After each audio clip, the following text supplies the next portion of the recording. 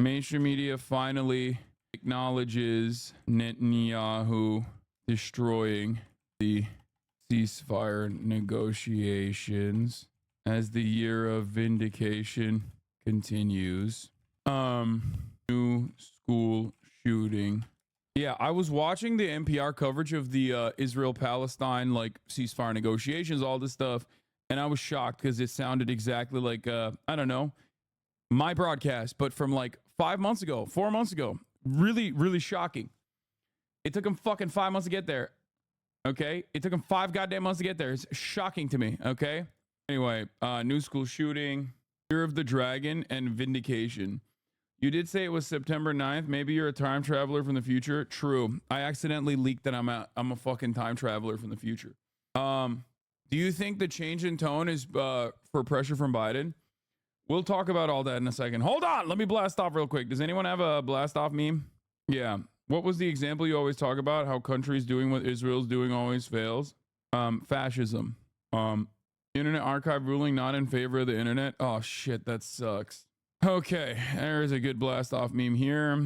Okay. Wrong later, get in now. Okay. We are going to not start off with the school shooting, which is, of course, as we found out, an unimaginably commonplace experience for the United States of America. So goddamn commonplace, as a matter of fact, that it literally happened during the lockdowns, apparently 10 fucking times, as a matter of fact. But yeah, first week of school, of course, brings back school shootings.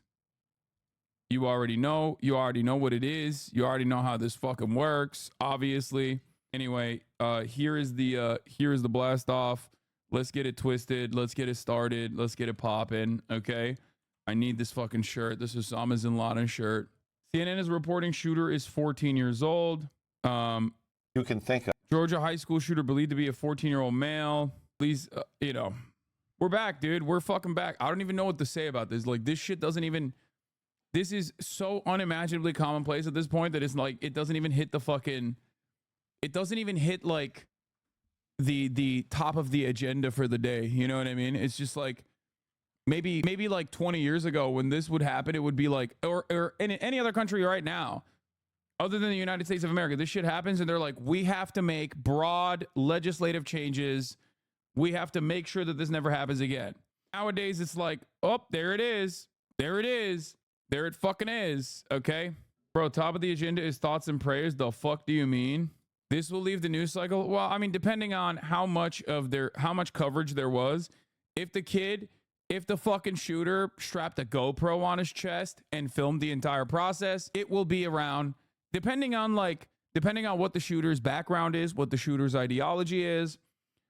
If he's like overtly right wing and a white supremacist, it'll be around for like a week and a half. If he is overtly left wing, for example, it'll be around for a month because the Republicans will talk about it as though like, there it is.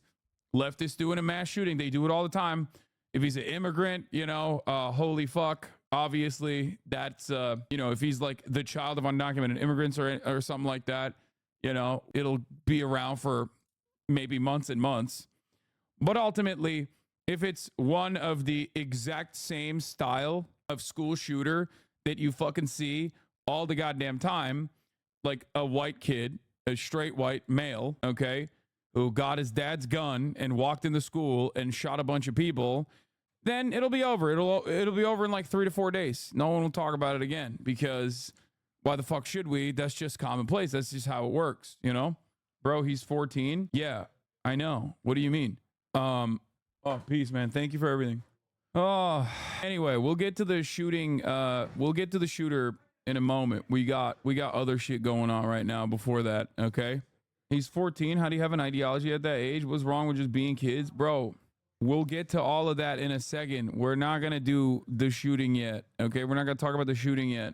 New school shooting in the tweet is a bit crazy. Is it? Try covering every fucking school shooting for the past 10 years. Okay. Sorry. I'm meeting the expectations of the fucking audience instead of like sitting here and acting like this is completely out of place and uncommon and a chaotic situation that nobody could have foreseen. What is this? Is this her eating Turkish food? I love Turkish food. Let's try it and rate out 1 out of She did Turkish food without me? That's crazy. That's crazy. That's crazy. That's crazy.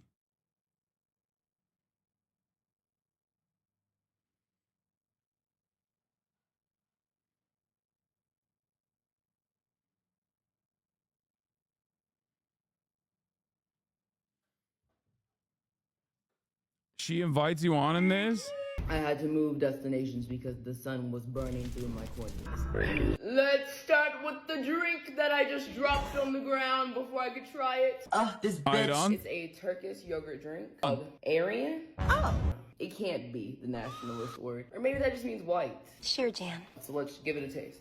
It's not my type of drink. The flavor is not killing it for me, but I understand how it. Bro, I can't deal with it. First of all, it's a 4-minute TikTok. It is a salty drink. This is crazy. This is crazy. This is a crazy. I'm watching a hate crime unfold. Okay. I'm watching a hate crime unfold.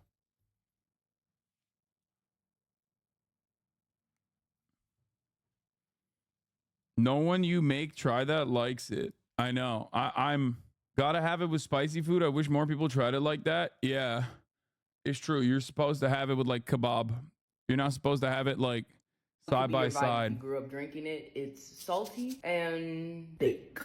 So I'm gonna give that one 0 out of 10. Would never drink it again. Appetizer time! Before I get into this, isn't my baby daddy Turkish? Isn't Hassan Turkish? I'm kidding, Hassan. Come on the cooking show. Let's see you besties, Hassan. First appetizer! Stuffed grape leaves. Oh, she just squirted on the table. I'm sorry, I'm so embarrassed, but This is not that good. I don't like this stuff grape leaves. Anyway, Twitter already going with non-binary trans shooter. Bro, we're not going to get to the shooter stuff yet, okay? We're not going to get to the shooter stuff yet. We'll talk about it. Obviously, it's a breaking story. We'll cover it extensively when there's more information. I don't understand how motherfuckers don't personally like have this shit locked down at this point. Dog, when the school season starts, okay? When the school semester starts, shootings start, okay? By this point, you should have this locked down, okay? If you're in this community, if you watch this community, if you watch this content on a regular basis, there's a couple things you know. Number one, we wait for more information, okay, from official sources. Number two, okay, whenever school shootings or things like that happen, which are incredibly fucking commonplace, right-wing Republicans are going to make shit up, okay? They're going to make shit up. They're going to always make shit up. And the thing that they love making up is that it's a person that is like an undocumented migrant or trans, okay? Twitter is the least reliable source of this information because it has turned not only to 4chan, but now to fucking 8chan, okay? It is the worst place to learn anything. That's it. That's it. It's the worst place. Show shooting coverage. Also, we're not covering the shooting yet. Come on, dog. You're 8-month subscriber. Obviously, like I'm, when people are like, oh, look at this, look at this, look at this. Like I'm going to briefly talk about it. And then I'm going to tell you, we're going to get to it. Okay. Holy fuck. Why are you being annoying? Why are you being annoying when I'm in the process of like trying to fucking move away from it? And like, the only reason why you say this is because you want to be like, I'm a smart guy. Okay. The only reason why you're saying this is because you want to be smarmy in the chat. Okay.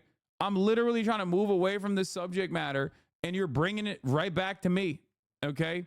This is the attitude that a lot of people in this community have. You got to stop having this. It's just confusing is all. No, it's not. Okay. No, it's fucking not. It's not that confusing. You want to know why it's not confusing? Because of course, look at the fucking, first of all, look at what it says at the top of the fucking chat. Hassan will cover the shooting story when there's more information. Please stop asking about it. That's number one. Number two, there's a shit ton of people who are posting in the chat about it. Okay. Number three, because this happens so goddamn frequently, because this happens so fucking frequently, we have a protocol for it. Okay. We have a process for it. Limbless Gaza children blown up by American missiles. I sleep. Expected school shooting. I mean, it makes sense. It makes sense that like people are more tapped in on that because it's a domestic issue that never stops. Okay. Last but not least, I hate when people do this. Don't fucking backseat my goddamn content, okay? Especially when I'm trying to move away.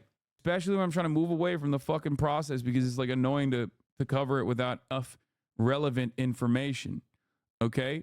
Instead, we're going to start off briefly and talk about a couple different things, okay? Specifically related to the ongoing situation in Israel-Palestine. Because this morning, I woke up and I did my daily routine and I listened to, NPR. And on NPR, I saw something that I've never seen before. Coverage that was actually attributing fault to Benjamin Netanyahu. Coverage that didn't say Palestinian-run Hamas-run health ministry, but the Palestinian health ministry.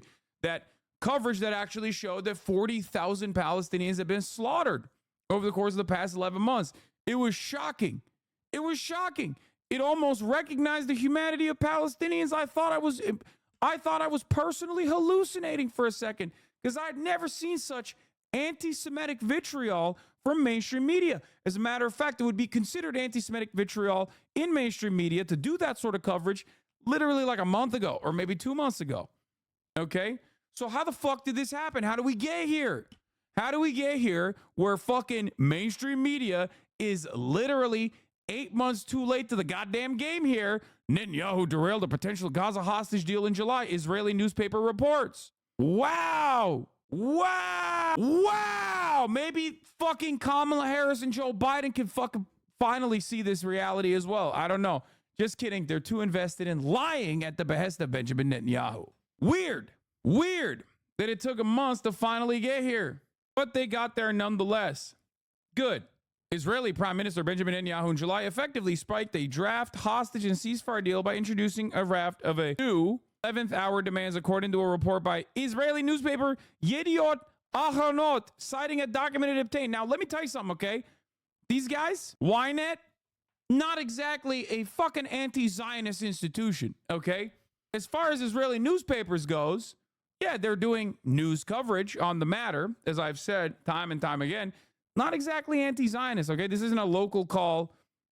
This isn't local call. This isn't 972 magazine. This isn't even fucking Haaretz, okay? This is Yediot Ahronot. This is not a fucking Israeli newspaper that is even remotely anti-Zionist, okay?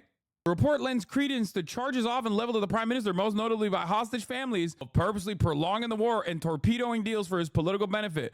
Far-right members of Netanyahu's coalition have pledged to bring down the government should he end the war. No, it's not because they killed enough babies to make CNN report the truth. Don't be fucking delusional. It's because, and I told you this already, this is happening, okay? It's because 3 out of the 6 hostages that were killed, okay, literally were named in the ceasefire proposal in the first round of hostage negotiations. They would have been with their families by now if Benjamin Netanyahu didn't just add new poison pills to the fucking ceasefire negotiation. Okay? That's why. That's the only reason why. There's so much goddamn internal pressure inside of Israel now that, like, American media even is saying enough. Okay? We have to report this adequately. This is why I said things are changing dramatically with these fucking protests. Okay? This is why I said what I said. Do you understand? Because Western media does not fucking care about the humanity of Palestinians. They do not care about that shit at all, okay? Palestinians are nothing. They are collateral damage to Western media. They're nothing. But you know who is something? Israeli citizens, hostage families. And when hostage families, Benjamin Netanyahu's own fucking cabinet members, Benjamin Netanyahu's own defense minister, Yoav Gallant, and numerous other, and every single fucking Israeli newspaper is like, Benjamin Netanyahu, do the ceasefire deal, you fucking piece of shit, you fucking animal. God damn it, do the fucking ceasefire. Enough is enough.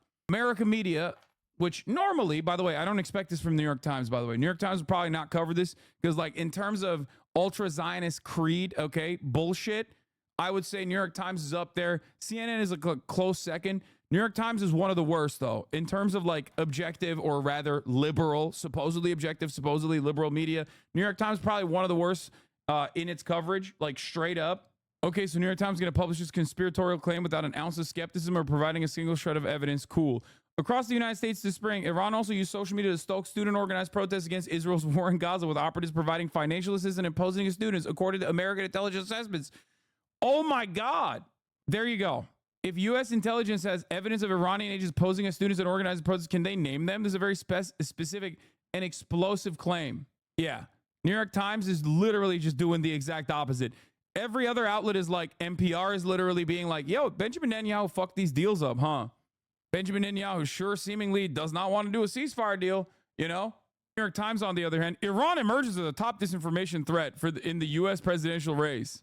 That's one of the top. Look at this. U.S. announces plan to counter Russian influence ahead of 2024 election. Iran emerges as a top disinformation agent. Come on, man. Maybe talk about the Israeli protests, dude. What's going on?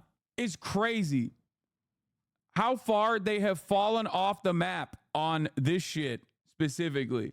Hasanabi spiritual top disinformation threat. Yeah.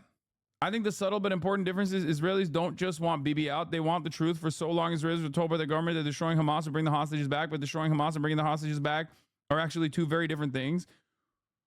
So there's a couple things. You're not entirely wrong about that. Ultimately, Israelis don't give a shit what happens. Like, by and large, massive subsects of the Israeli society don't give a fuck about what happens to the Palestinians. They actually either A, want them all killed, B, want them, or even if they are all killed, it just doesn't like matter to them enough to like do something about it. And then there are obviously the pussy ass socialist to fucking, you know, older Ashkenazi Jewish population that does care a little bit. They're like kind of anti-war and they do protest. You got like the Standing Together group that has grown in size and that ideologically is like all the way from liberal Zionists to like anti-Zionist. It's comprised of like the largest force internally inside of Israel that is conducting anti-war protests that isn't just about retrieving the hostages. But of course, the largest force that you have seen so far are people who are directly, aligned with the hostage families. That is the mass organizing that has occurred in Israel. And of course, many of those people don't necessarily give a fuck about what happens in Palestine, what happens to the Palestinians, but they want their fucking friends and their family members back. Okay?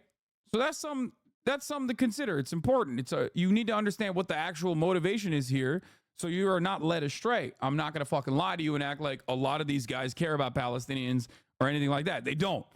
But it doesn't matter because this right now serves the exact same purpose. If you want a ceasefire, these guys want it too. Why do they want it? Because they want the fucking hostages returned.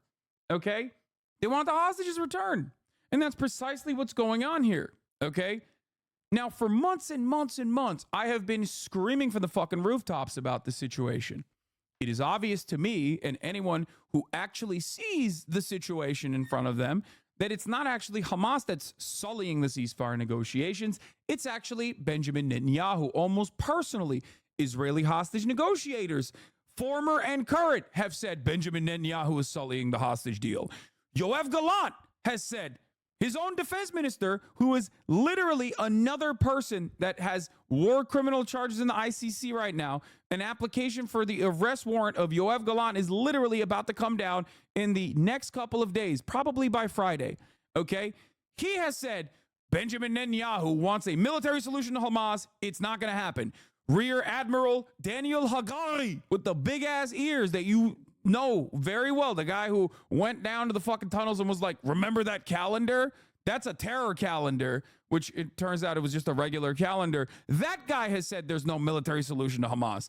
Everyone fucking understands this, okay? People are starting to come to that recognition even in Israeli society, especially when, you know, you're supposed to be militarily dealing with Hamas, but all you have created for Israeli society is destruction of your economy. You have a shit ton of reservists that are fucked up. You have thousands of dead soldiers, IDF soldiers. The amount of IDF casualties is akin to like fucking 12 years of occupying Lebanon at this point. It's like crazy the amount of fucking people that have died. The amount of IDF soldiers that have fucking gotten smoked by dudes who are 18 fucking years old wearing busted ass Adidas, running up to fucking Merkava tanks and just dropping a grenade and then piecing the fuck out back into a goddamn tunnel system. It is crazy. Okay? The incompetence is out of control. It is very obvious that you cannot deal with these people militarily. Okay? You just can't do it. You can't do it. And every parent you kill, every child you orphan, most likely going to be either Hamas or whatever the fuck else comes from the ashes. Okay? Even if you were to destroy Hamas, you cannot destroy people's interest in wanting to be free. Okay? That's just a normal human basic necessity. Okay? Free from the top of the hour ad break at the top of the hour when there's a 3-minute ad break. And I give you the means to do that, to free yourself from the treacherous nature of the 3-minute ad break at the top of the hour by subscribing. Hassan glazing Hamas right now. BB is crazy, but you guys keep being surprised. Hassan glazing Hamas right now. Bitch, I'm not glazing Hamas. What I'm simply telling you is if you fucking kill people, yes, their orphans are going to be like, hey, the guys that killed my parents, the guys that blew up my school, I fucking hate them. I'm going to fight back against them. It is the most understandable thing. If that were to happen to you, my expectation would be for you to fight back as well. Ridiculous to assume that Palestinians are supposed to just sit there and get fucking murdered. You know what I mean? What a craziest expectation. Yeah, look at that. Hamas rebuilds forces in northern Gaza, recruits 3,000 fighters. New report. Like, what did you think was going to happen? This happened in Afghanistan with the Taliban. Some random account posted. Look at this guy. Legendary Intifada monologue. What shouldn't happen? Killing 260 people at a music festival. No, you're right, man. That just happened on its own because, like, bad guys wanted to do bad things. You're right. Do you think the Israeli state was just, like, peacefully coexisting? They didn't deserve it, you idiot. My goal is solutions. Your goal is the continuation of violence. This is literally October 9, by the way. For those of you who don't know, that's from October 9. This is me talking back in October 9. You want every single Palestinian to be executed ruthlessly in the streets. How do you think this happens? You think these people are just like, oh, we were violent because we want to be violent? Or do you think it's because you have entrapped them, you have bullied them, you have subjugated them? 2 million people live inside of Gaza. They're not even people in the eyes of Israelis. The average age is 18 years old. 57% unemployment. They can't even get concrete inside of Gaza so they can build water salination plants because 97% of their water is toxic. They're dying of mass starvation. You cannot push people into a corner their whole lives and not expect them to fight back at a certain point. Y'all got it all figured out, huh? Well, I don't think we have it all figured out. Sorry, I'm just mad today. Bro's mad. Yeah, of course I'm mad. I don't think we have it all figured out, but I will say, again, in the eve of mainstream media, CNN, all these fucking cherished institutions of wonderful journalism finally catching up to the fucking reality on the ground in Israel, the reality on the ground in Doha, something that I've been screaming about for the past fucking 6 months at this point. I don't know. You know, maybe I do have some things figured out. Maybe I just have a different point of view. Maybe I look at the situation and analyze it with the actual recognition of the humanity of the Palestinians. Perhaps that might have something to do with my commentary being correct and everyone else being fucking incorrect. And when you're talking about 40,000 fucking dead people, like, and you're not mad about it, I don't know what to tell you, you know? Literally, my friend was like, isn't Hassan weird? And I was like, what do you mean, bro? Listed off a dozen things you've never said. Like, they thought you were anti-Palestine. That's the funniest one. Last 6 months, you've been screaming about this for years, and I respect the fuck out of you for it. Yes, specifically in terms of Palestinian emancipation and many other issues that I cover on a regular basis. Of course, I've been talking about it for the past 10 fucking years nonstop. But in terms of, like, looking at the situation and being like, this is Benjamin Netanyahu fucking up the bag. This is Benjamin Netanyahu fucking up the negotiations. This is something that Americans can, like, look at, and if they actually were to look at the other sources that are readily available and maybe apply a little bit of fucking logic to it, you'd be like, maybe the party that killed the principal negotiator on the Palestinian side is not exactly really interested in doing a fucking ceasefire. You know? I'm noticing a separation in the liberal Zionist crowd. Those here in the U.S. are mostly still exclusively blaming Hamas. Those I know from Israel are putting it more squarely on Bibi. Do you think liberal Zionists who use Western news will come around? If more shit like this happens, yes, they will, because liberal Zionists in the Western world are fucking sheep. How do you arrive at the position of liberal Zionism? You don't live in Israel. Maybe you've visited one fucking time. But many liberal Zionists have never even fucking gone to Israel. How do you get to that? How do you get to that conclusion? Social conditioning. How can you shake that out? More social conditioning in the opposite direction, in the direction of the truth. That's it. Also, Zionism is fascism. So liberal Zionism is an oxymoronic position anyway. And many liberal Zionists are like very progressive people otherwise, with the exception of Palestine. So of course, for them, you know, it's probably much easier for them to like shake themselves from this like idiotic fucking notion that this is sustainable. So who you voting for, Hassan, if you're so mad and figured it all out? Because Kamala says she's going to do the same fucking thing. I know, chatter. I know. Which is very frustrating. And I talk about it on a regular basis. Anyway. The conversation is changing in regards to BDS, boycott, divestment, sanctions movement in America, partially because of progressive Muslims like Rashida Tlaib and Ilhan Omar. Palestinians don't have to be saints. This was Agitative Propaganda, the show, the short show that I had on the Young Turks. This is me talking to Mehdi Hassan, okay? Talking in 2019 about Islamophobia in the United States, talking about boycott, divestments, and sanctions, okay? And you know, all that good stuff. My life. The consequence, Omar said, is the most. The conditions in which Palestinian people living in the West Bank are subject to these horrific conditions, horrific living conditions by the state of Israel, America's greatest ally and the only democracy in the Middle East, if you ask Republicans and even liberals. Very much so. I mean, it's definitely shifting.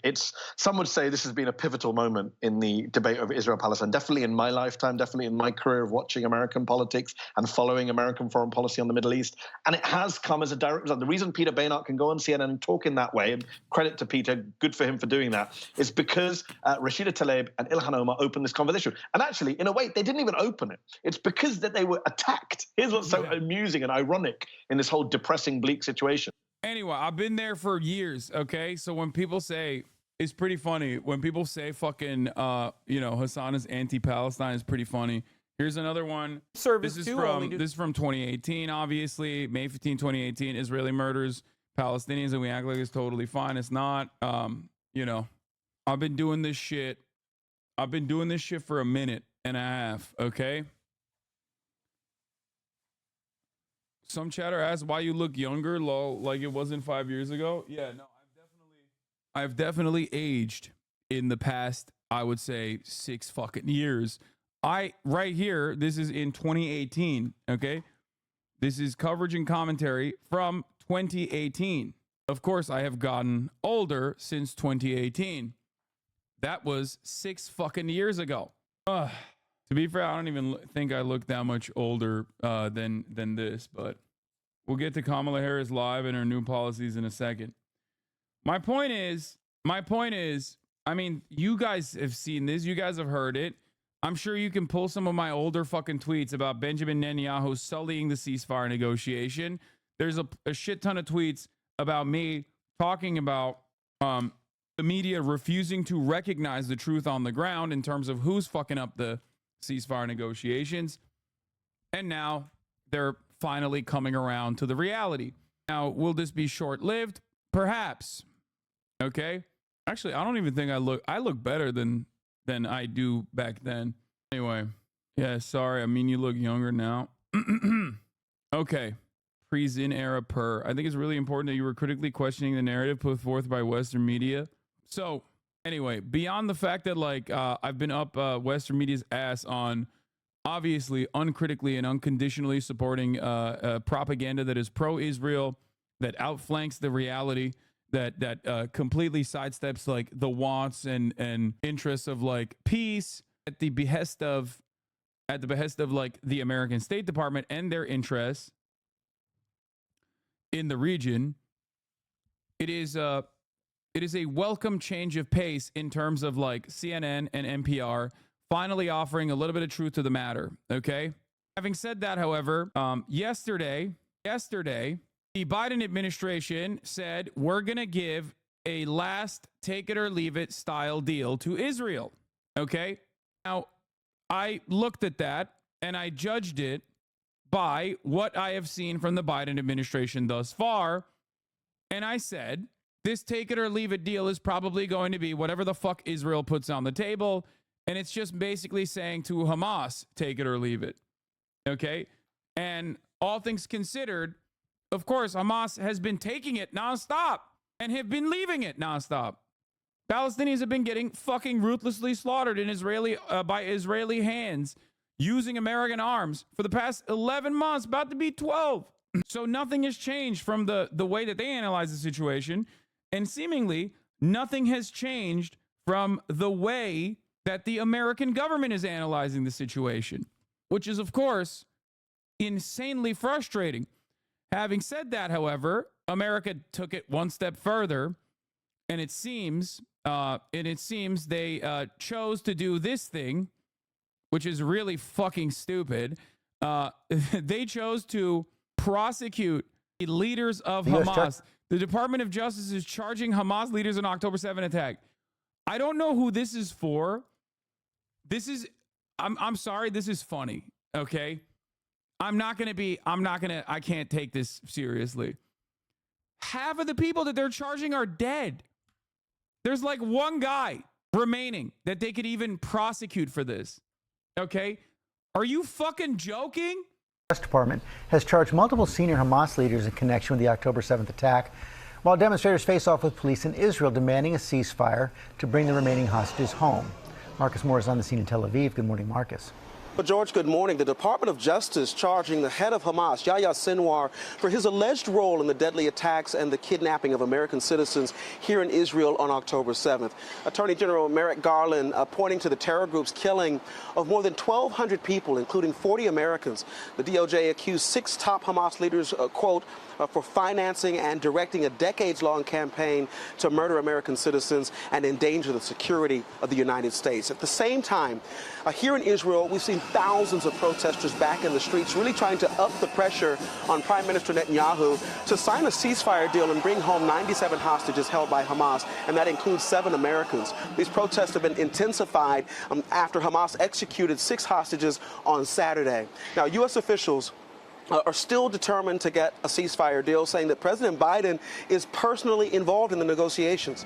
But one of the major obstacles is Israel's refusal to fully withdraw its troops. Wow. Wow. Wait, what? Israel's refusal to withdraw troops is a major obstacle? Whoa, that's crazy. Shocking. Guys, color me surprised, okay? Look, I'm shocked. What? But I've been watching mainstream media for the past like 4 months if you've only been tuning into MSM coverage of the ceasefire negotiations for the past, you'd be shocked that they're now recognizing that it was Benjamin Netanyahu that's been responsible. If you've been only tuning into MSM coverage of the ceasefire negotiations for the past 4 or 5 months and nothing else, you'd be shocked that they're only now recognizing that it was Benjamin Netanyahu that's been responsible for destroying the talks all along. Are you okay? I am. I'm the most okay I've been. What do you mean? Are you okay, Hassan? Are you okay? Is there a chance that Israel off the hostages a false flag operation? Fuck no. Dude, what are you talking about? No, there is 0% chance that Israel offed the hostages themselves. Why would they fucking ruin their own PR? Like, yeah, no, they definitely do the Hannibal directive, and they have done it many times over, okay?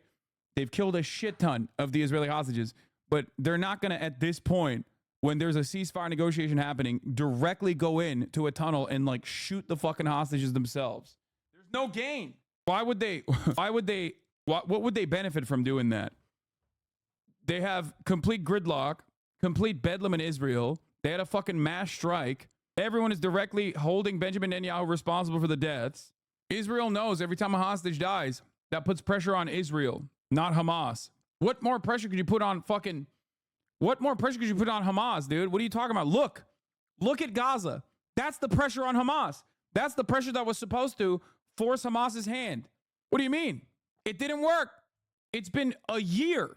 You think people can't recognize that, especially when they are closer to the situation? Come on, dude. Walls are closing in on Bibi. Pod Johns have been discussing this before his speech in Congress. New York Times did an expose on full proper history on right-wing fascists, including 1993 assassination of an Israeli PM and direct ties to Bibi's current government. And now CNN and NPR. The tide must be shifting behind the scenes in the State Department. When you lost the libs, you are cooked, Bibi. No, the tide the tide shift has always been there, okay? Virtually every fucking employee of the State Department knew exactly how Israel was going to retaliate. No, don't say copium. Don't say copium. There is two different mindsets within the State Department. You have ideologically minded zealots, okay, who think business as usual on Israel, let him fucking pummel, let him keep going, it'll be fine. Then you have the other people who are like a little bit more sane, who want the continuation of American imperialism, who look at the situation and go, yeah, we can't let Israel do this because it is destroying the rule-based international order, like it is, which never really existed, but like it is destroying the argument that we could even craft or conduct in the Western world to claim that we care about this sort of thing. It's done. No more American soft power. It's destabilizing the region far too much. It is destroying our fucking chances of like ever conducting any kind of the facade is being destroyed, right? Like we can never fucking stand on rule-based international order ever again if we continue giving Israel weapons. Okay? It's destroying the illusion of the rule-based international order. Okay? So obviously, when there's a fucking genocide going on, the entirety of the third world is already aware of this, but now even the Western populations are becoming more and more aware of this reality, and the government is directly at odds with the citizens. Even if the citizens don't give a shit about it all that much, they still see it. This is, of course, going to be a major problem for American dominance. America also looks weak in this situation. Israel's supposed to be our attack dog.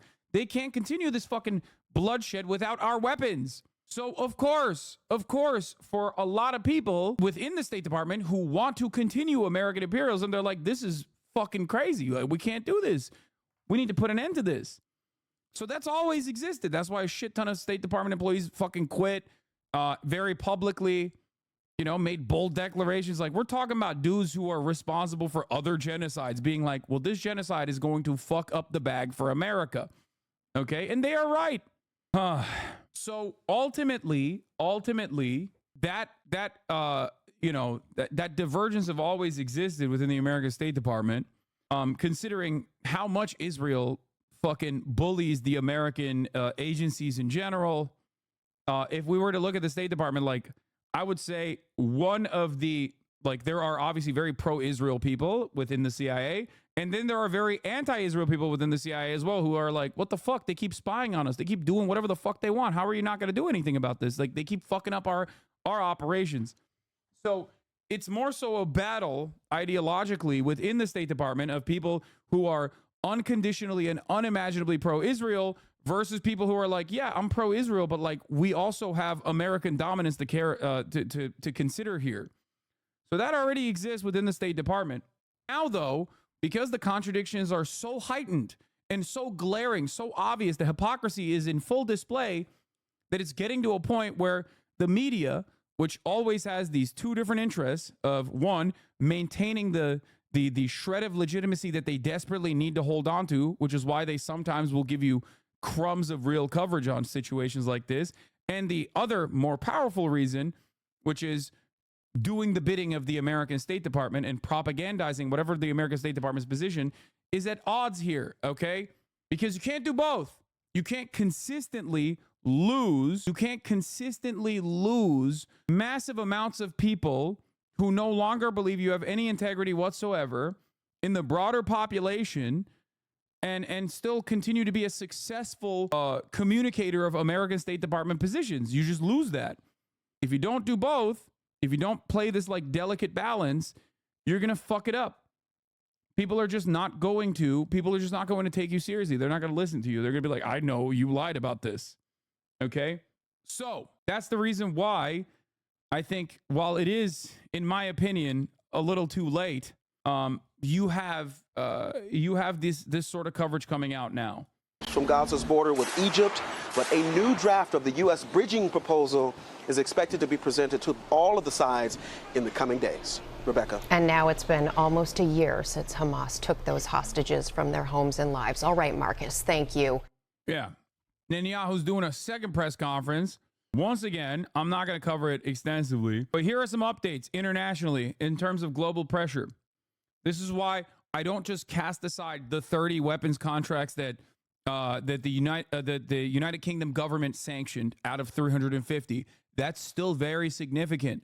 That is a move in the opposite direction, the direction that they've always been moving towards. That is no longer unconditional pro-Israeli sentiment from the government. That is the government responding to public pressure. That's a huge fucking deal. Make no mistake. Judge the actions in front of you by not what you wish would happen, but by what has happened thus far. Okay? If you apply context to the situation, you will recognize that these are unique movements, unique moves that Western governments are making in a direction that they've never made before, at least in contemporary American and contemporary Western history. Okay? German government is highly frustrated with Prime Minister Netanyahu's policy regarding the negotiations on the Gaza hostage and ceasefire deal and the fact that he does not prioritize the issue enough, a senior government official told me, German official. Why it matters. Germany's diplomatic and security support for Israel has been critical since October 7 attack.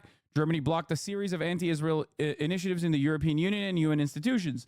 The German government is very concerned about the murder of 6 hostages by Hamas. The government deputy spokesman Wolfgang Büchner said on Wednesday that the murder shows that the hostage deal is the most important thing. All other considerations should be pushed to the back seat. Everyone involved in negotiations should demonstrate maximum flexibility and be ready to compromise. Over 10 German citizens are still being held captive by Hamas in Gaza. Several family members of Carmel Gat, a hostage who has been murdered in captivity by Hamas, are German citizens. German Foreign Minister Annalena Baerbock will arrive in Israel on Thursday and meet with the families of the German hostages. She's also expected to meet with Israel's foreign minister. The senior German official said that the frustration in Berlin with the Netanyahu government is increasing because the impression is that Netanyahu does not prioritize reaching a deal for the release of hostages and a ceasefire in Gaza over the continuation of the war against Hamas.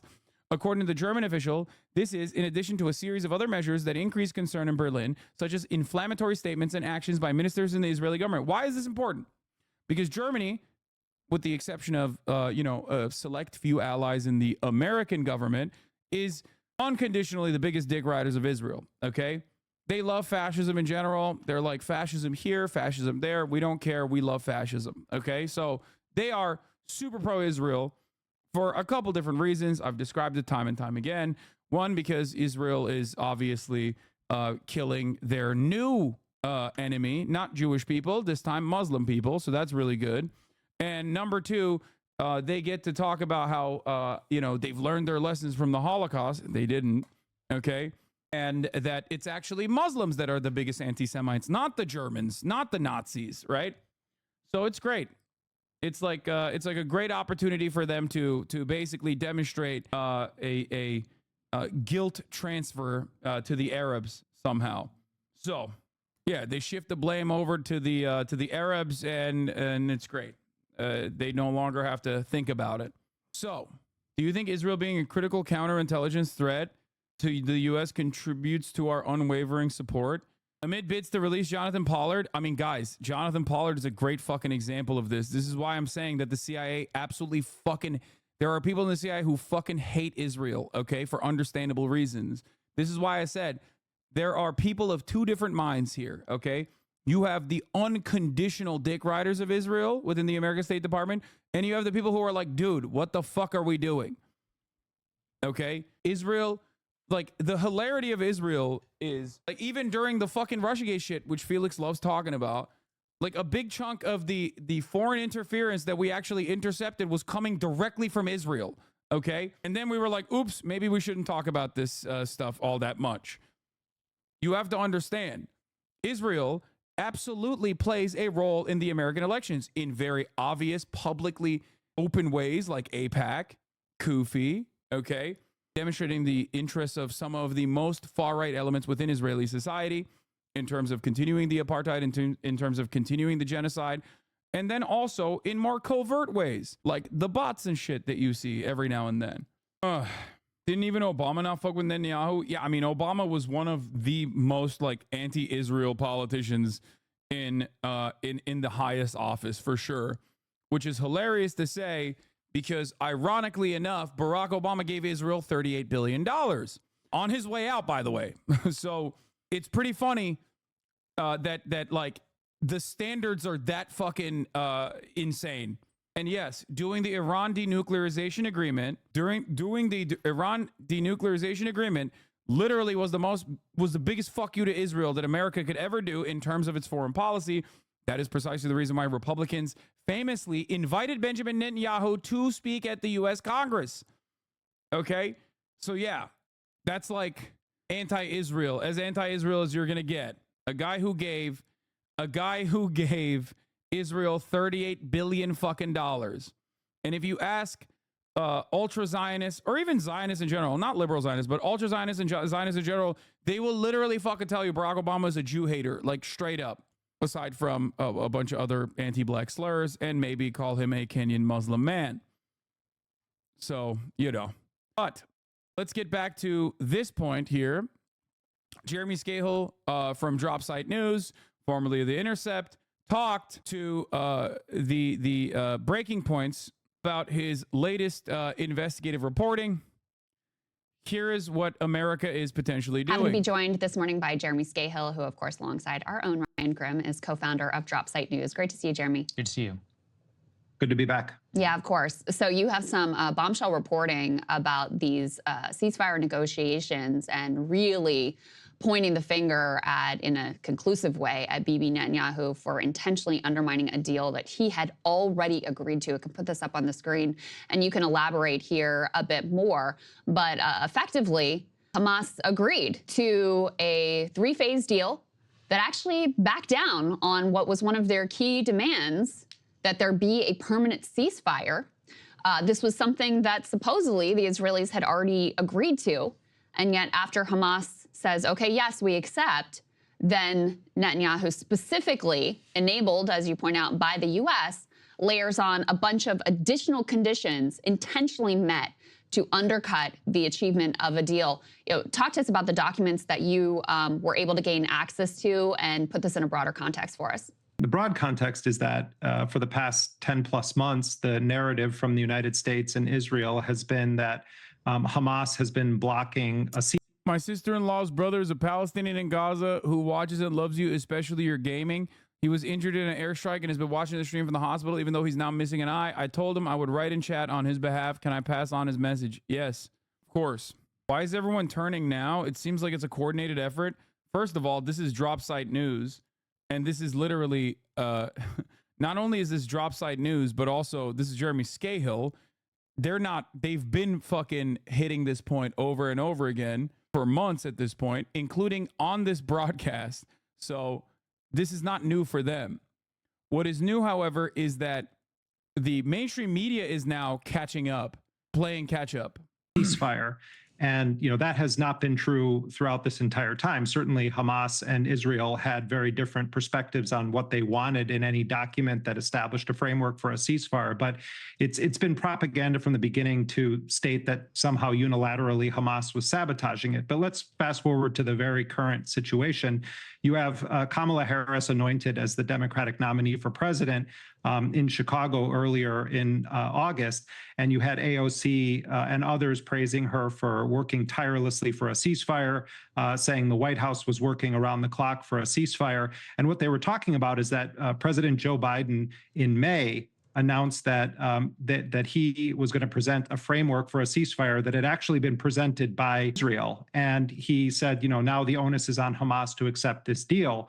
And what that framework essentially said was that there would be three phases. And in the initial first 6-week phase, there would be a large exchange of captives. Many of the civilians that are being held by Hamas inside of Gaza. There are also some that are classified as in a humanitarian category. One of those we understand was Hersh Goldberg Polin, the dual U.S.-Israeli national whose death in Gaza was announced on Sunday. He said he beefs with you, and Austin is his favorite and always makes him laugh. He loves Kai's curly tail, and he said Marat reminds him so much of his uncle who used to be a mechanic before the war. He says his favorite people emoji is sludge, and if he ever meets you who wants to play basketball, his name is Ayub. He's been a fan since 2020. God damn. Hopefully one day. Why didn't the dude say it himself, doubting the chatter? I don't know. Maybe because he's in fucking Gaza in the hospital currently. I don't know. That could be part of the reason. Don't you think? Also, it's not that far-fetched. I directly talk to people in Gaza, like, fairly frequently. So this might come as a surprise to some chatters. But there's probably people in Gaza right now watching. There's also Palestinians here that don't live in Gaza, but either A, live in the West Bank or live in diaspora that speak to their family members who are in Gaza on a daily basis. Anyway, let's continue. By Israel. And so you had this framework. Hamas then looks at it. They gave some notes on it then, within the next 10 days, and they said that they wanted to be able to negotiate a permanent ceasefire in the first phase of the deal. Now, according to my sources in Hamas, they were told by the international mediators, Qatar and Egypt, this was a deal breaker for Israel and the United States. And so Hamas deliberated on that. The United Nations Security Council endorsed the so-called Biden framework. And by July 2nd, Hamas had actually backed off of what it was one of their most important demands and made what they thought was a really big concession by taking that language out of what they were insisting on.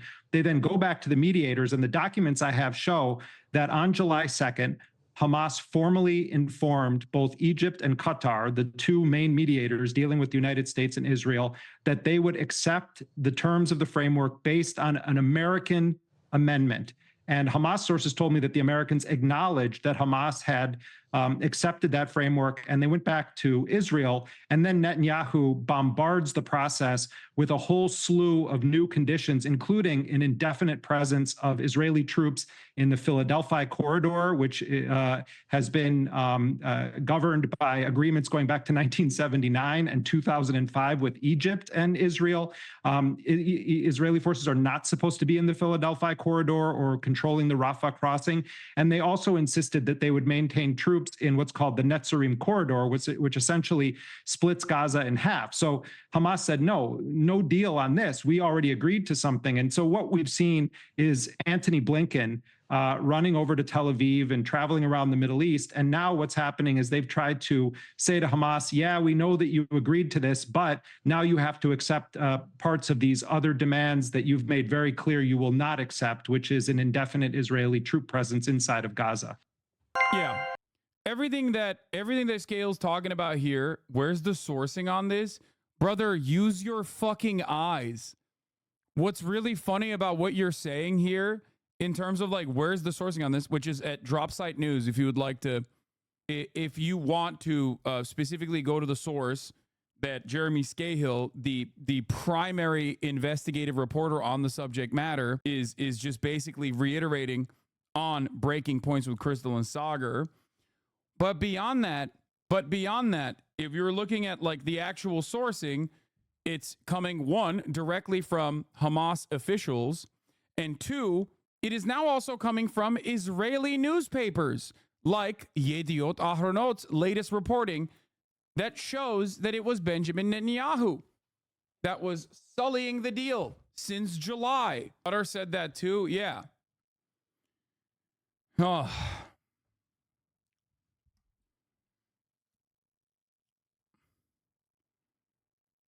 Yeah. Also, the person that conducted this investigative reporting is not just some random fucking dude. He is one of the most important and well-recognized, award-winning investigative reporters of our generation. One of the best journalists of our generation. Yeah. A government source closely involved in Netanyahu's coalition, Benjamin Netanyahu, decided some weeks ago that he does not want a deal. And when it became possible, he got nervous and did all he could to torpedo it. This is from Haaretz.com 7 hours ago. The dominoes are falling. Okay? That's it. Do you think that this is the first stage of Bibi's undoing? This is a lot to get caught red-handed with. Nothing will change unless American government, like people in the highest positions of power within the American government that currently are unconditionally pro-Israel, respond to public pressure and change course. Okay? This entire thing changes overnight with ease. Okay? This entire thing changes overnight with one phone call. That phone call has not come yet. That phone call has not come for 11 months at this point. Okay? Back to the West Meanwhile, here's what the State Department is still doing in a holding pattern. Bank. There was a footage a few days ago showing Israeli bulldozers targeting a group of journalists, including journalists working for TRT and Anadolu, while they were covering Israeli raid in Jenin. Do you have any comment on that? And generally, and do you have anything? Aren't there sources where Bibi told Gallant in an argument about the deal that Biden backs him? So why is he opposing his demands? Biden is not opposing his demands. I heavily suspect that the whole we are indicting the American Department of Justice, indicting Hamas officials 11 months after October 7, in the midst of Benjamin Netanyahu getting a shit ton of internal pressure, is a deliberate way to try and move the conversation in a direction that they want to have, which is remember Hamas, remember October 7. It's not working, it's unsuccessful, but they're literally still openly showcasing that they are not interested in actually forcing Benjamin Netanyahu's hand at all. Okay? They are firing off on all cylinders. This is a threat to Israel again. And secondly, sir, more than 40,000 Palestinians have now been killed in Gaza, a majority of whom are civilians. And these numbers are from the Palestinian Ministry of Health, but they are backed up by the United States, by international organizations. Humanitarian conditions in Gaza have degraded so much that diseases like polio and hepatitis A are now spreading. We have seen countless children be orphaned. We have seen countless mothers lose their children. How much is too much, sir? At what point is it time to end this war? Well, we'll end the war when we achieve our war goals of making sure that Hamas can't repeat such atrocities. But we're fighting this war, a just war with just means, in fact, with means that no other army has ever fought. No other army has taken the precaution. I mean, he's right. No other army has dropped 5 atomic bombs on a densely populated civilian area that it is the belligerent occupier of. That's literally true. Historically speaking, no other army in world history has ever dumped 5 atomic bombs worth of munitions into an area that it is currently the belligerent occupier of. So he's not wrong. Whenever Benjamin Netanyahu says stuff, because it's such pure projection, or not 4, sorry, 5 atomic bombs. The United States of America dropped 2 on civilian territory that it was not the belligerent occupier of. Okay? Anyway. That Israel has taken, sometimes at great risk, to make sure that we minimize the number of casualties. You talked about polio.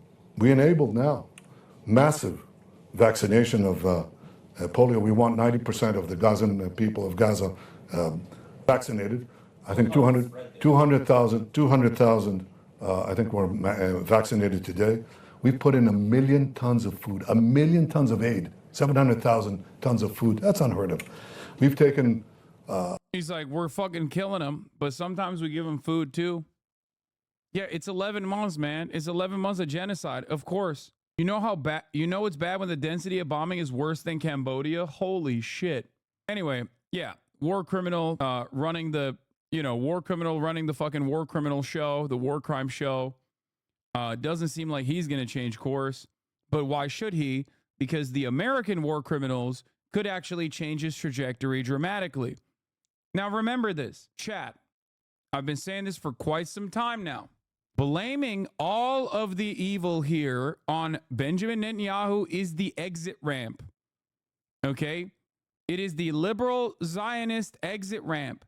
And it's been there as an exit ramp since October 10. Okay? America is so far removed from the reality and so uninterested in putting an end to this bloodshed that they won't even take that exit ramp when it is beneficial for them electorally. On a lighter note, I had to tell you that Ayub and his family had been staying in the home of a couple who's of Turkish descent who love him despite his family having supported the Greek lineage somewhere in there. Lots of 3+ generation Palestinian Turkish people. We feed the ones that manage to survive sometimes. Remember this. When all is said and done, Benjamin Netanyahu will be remembered as a monster. Okay? History will write about him as a monster, a singular force of evil. But we who have witnessed these actions from the Israeli government know better. Okay? People will write in history books as though Benjamin Netanyahu, this corrupt tyrant, took over Israeli society and forced Israel's hand into achieving such unimaginably bloodthirsty goals. Okay? Straight up, it will be the exit ramp for those who unconditionally supported it to turn around and say, oh, it's just him. It's just Bibi. He's the one doing this. As they fucking championed it, as they either turned a blind eye to the atrocities or enabled it or directly supported it. Okay? Just remember that. What is shocking to me is that the American government hasn't even pulled that ripcord yet. At a time when there's an upcoming election, at a time when there is massively positive consequences in terms of like self-preservation, bloodless, cold, calculated electoral analysis. I'm not talking about the morality. I do not think these are moral people. Okay?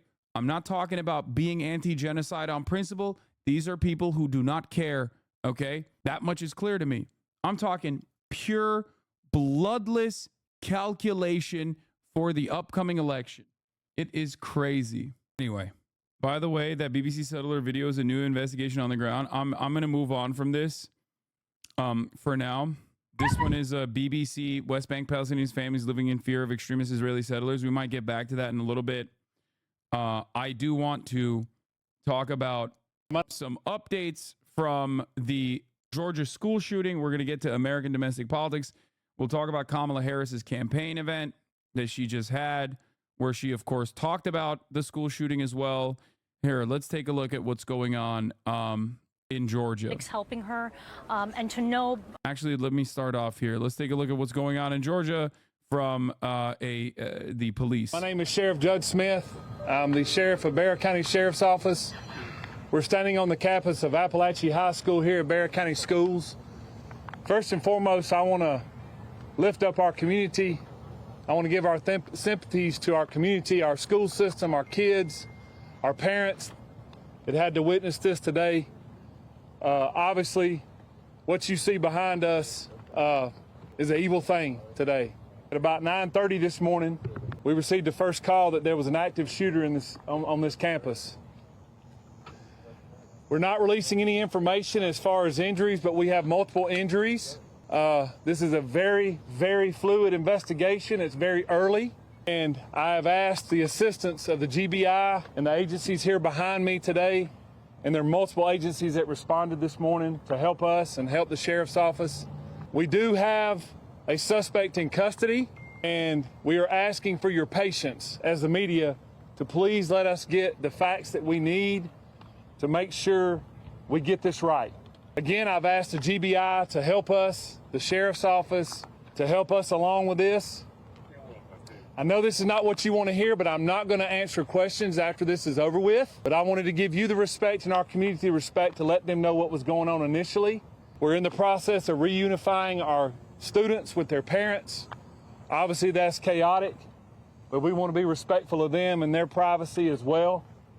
I want to thank the state, the federal agencies, the local agencies that showed up today, as you can see. A very dark piece of data. We've now had 15 times more deaths because of mass shootings than undocumented migrants. 386 mass shooting deaths versus 25 undocumented migrants mass shooting data. Yeah. The multiple EMS and fire from other agencies that responded today. Again, I ask that you lift up Bear County Schools, lift up Appalachia, lift up our agencies. This is going to take multiple days for us to get answers as to what happened and why this happened. This is more of a failure of gun control, not the failing of the police first, though. Yes, both are at fault. Yeah, of course it's a failure of gun control, a lack of gun control. That's crazy. Of course. It is. This is a legislative problem, okay? First and foremost. That's it. But I wanted to give you a statement. It is our hope, in conjunction with these people behind us, that we can give you another statement around 4 o'clock, because I know you have to go back on the air. That is my hope. But I wanted to be fluid with you all, understanding that it's fluid as well with this investigation. I appreciate you being patient with us. Again, it's very active and is ever developing. Every minute is developing on what we're finding. So let's see what there's. I'm sure there's some more coverage on this. But here's what the president released after today's school shooting. Republicans in Congress must finally say enough is enough and work with Democrats to pass common sense gun safety legislation. We must ban assault weapons and high-capacity magazines once again, require safe storage of firearms, enact universal background checks, and end immunity for gun manufacturers. Is correct. It is the correct position. No American will come to terms with that, of course. CNN reports a 16-year-old student at Appalachia High School Center. Mama texts, I'm sorry I haven't been a perfect daughter. I love you. School should be sued for not having armed security guards to guard the kids. Oh, yeah. The shooter, as far as details goes, the shooter is 14 years old. School has been open for like 3 fucking days at this point. And this is happening in Georgia, where the Georgia governor, Brian Kemp, signed a bill allowing guns to be carried without a license. So, 2 days into the school year, already a fucking gun, already a mass shooting, a school shooting. Kamala Harris talked about it at the rally. So before I begin, I do want to say a few words about this tragic shooting that took place. It just feels so rehearsed, and it feels like we are in this like permanent holding pattern.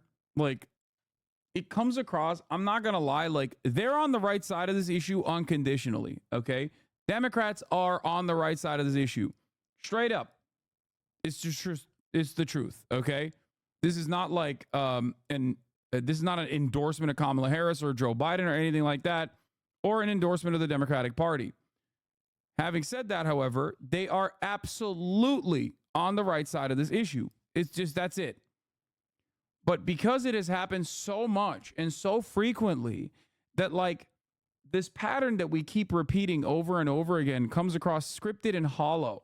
Yes, I'm going to cover Tim Pool, Dave Rubin, and others receiving money from Russia Today to push pro-Russia content. I'm going to do it. Please just calm the fuck down. I'm talking about something else. It's on the docket. Of course I'm going to talk about it. And I'm also going to talk about fucking how so many of the pro-Ukrainian content creators have spent most of their time and effort on shitting on me rather than those guys. I wonder why. But that's not the point right now. Okay? This morning in Winder, Georgia, we're still gathering information about what happened, but we know that it comes across hollow. It comes across rehearsed. You know what I mean? I don't know how else to describe it. there were multiple fatalities and injuries. And, our hearts are with. Bro, I can't even begin to imagine how you do it on Twitter. I tweeted about this earlier today and about about a school shooting that happened in my community, how it's fucked that this shit still happens. The algorithm must have picked it up. I've gotten threats, DMs, replies from the most unhinged freaks. Shit is fucking insane. People are actually out of their minds. Like, holy fuck, dude. I don't know how you do it every day. You have to remember, these are not real human beings, okay? Just remember that, and you'll be fine. These are not fucking real human beings, okay? Like, they're human beings, but they're barely sentient. There's something about Twitter, especially now Twitter, that has caused all the worst aspects of like these subhuman scumbags to just feel emboldened, okay? To say whatever the fuck they want to say. Those people would not carry that same energy in the real world, okay? That's it. Those people do not exist in the real world for the most part. And some of them are literally bots, like AI, you know? This issue will never be tackled because 6% of shootings happen in private schools, so it doesn't affect rich people as much. All the more reason to ban private schools so the rich can actually care about safety and education. That's an interesting attitude I had not considered. But I think it just simply won't get solved because the Republican Party owns like unlimited, unrestricted access to weapons as a major policy position, and it's a very popular policy as well. So, hey, I saw you went on the deprogram again. I just have to say, bro, there's literally no winning. The right call you a Hamas terrorist, loving murder advocate, and the left is calling you a DNC shit liberal who doesn't do enough for Palestine in the comments of the deprogram episode. Yeah, it doesn't matter. It literally doesn't matter. Who cares? People are just chirping online. Do what you know is right. That has been my policy since day one. Okay? Stop fucking reading the background noise and caring about it. Who gives a fuck? Okay? There's been highs and there's been lows on this broadcast. We've had members leave the community and then come back slowly but surely. Ultimately, this does not change my calculation. Okay? I don't care if my perspective is beloved by people online. Okay? What's the leftist social media platform you know would be refreshing? It doesn't exist. It's not a thing. Anyway. Oh. Optics are a tool to an end, helps, but fuck it. Yes, it would be much nicer if most people who are extremely online, who happen to be overrepresented in obviously the way that people read comments and whatnot, were not brain broken fucking losers who are incredibly uncharitable. Okay? Yes, it would be nice, but it doesn't fucking matter. Anyway, okay. Yes, history, I've said it all over and over again. History will absolve me, but that's neither here nor there. Okay? When I was younger, I was one of the it's not a gun problem people. Because of you and people like you, I saw the error in my thinking and the truth. Thanks, man. Exactly. And that's precisely why I do what I do. That and also serving 3-minute ad breaks at the top of the hour. Okay? Those are the two reasons why I do what I do. You know, because at the top of the hour, there's a 3-minute ad break. If you no longer want to see those ads, all you need to do is subscribe for $6 or for free with Twitch Prime or by getting gifted a sub if you are lucky. Okay? I don't think that there is going to be a mass event that causes Americans to wake up to this reality of school shootings and where it comes from and how to stop it, for the record. With all the students, the teachers, and their families, of course. And we are grateful to the first responders and the law enforcement that were on the scene. But this is just a senseless tragedy on top of so many senseless tragedies. And it's just outrageous that every day in our country, in the United States of America, that parents have to send their children to school worried about whether or not their child will come home alive. It's senseless. It is, we've got to stop it. Oh my God. Twitter not only is fucking 4chan, but also simultaneously is so ass at serving video. You know, it doesn't have to be this way. It doesn't have to be this way. So we will continue, of course, to send our prayers and our thoughts to the families and all those who were affected, including, you know, I'm going off script right now, but listen, I mean, you know, at the last year, I started a college tour. And I traveled our country meeting with our young leaders, right? And so it was college-age young leaders. So I did trade schools, colleges, universities, community colleges. By the way, I love Gen Z. I just love Gen Z, right? The video is not matched up, is like totally delayed. I don't know why. Is Kamala promising more gun control? Yeah. I mean, that's the basic Democratic position.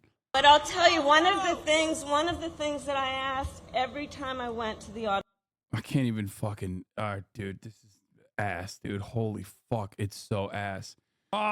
Anyway, update on the mass shooting is going to come in the next 30 minutes, by the way. Absolutely. All right, Ryan Young, thanks so much. We'll come back to you. Let's bring in CNN senior national security analyst Juliette Kayyem. She was a former assistant secretary for the Department of Homeland Security.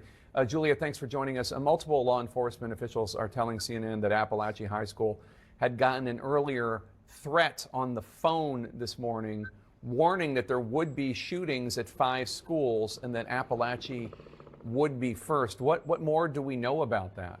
We don't know much more, and we don't know obviously who the caller was. My suspicion, you know, just based on what happened, is that this was a person who wanted to create more destruction, and also wanted it to be known that it was him, and went on this rampage. The second possible theory is that there's more than one person involved, although the police have not been suggesting that yet, and the fact that the family unification has already occurred suggests that they think it's just him. I know this seems obvious to a lot of people, like, oh, they got, you know, they screwed up, they got a phone call and they didn't close the school. Schools get phone calls like this all the time. It is one of them. That's why I'm very much for prosecuting people who make these kinds of calls, whether often in jest. These kinds of calls are happening all the time. We have to learn what did they think of it? What did they think it was? How often was this school getting them before we can pass judgment on the school district? We're told that officials are going to brief in a few minutes. We'll obviously bring that to our viewers and listeners live. What are some of the topics you want them to address? So obviously the access issue, I'm curious about how accessible the school was. What was its risk environment? Had there been violence before? What kind of, it's a high school, what kind of metal detectors and others there were? Obviously the age, Jake, it's 14 years old. I was looking at the statistics. It's not as unusual as we wish. That school shootings occur by 14-year-olds, but a mass shooting like this is very rare. That's a young age. So then the third and important question is access to the gun. Everyone knows Georgia's gun laws are permissive. It's just, this isn't a political commentary. They are exceptionally permissive. And that means that the parents or someone who had the gun made it either available to him or he took it from them. We need to get more aggressive against adults who buy these weapons and make them accessible or allow them to be accessible to a 14-year-old. And I guess the last question, of course, is motive. Was this against a particular person, a classroom? What was his reason for doing it? But you and I have been doing this long enough. Sometimes the motive isn't satisfying. It's just someone who's gets guns and wants to use them in a violent manner, and we can blame mental health or whatever else. But it doesn't really get to why this morning.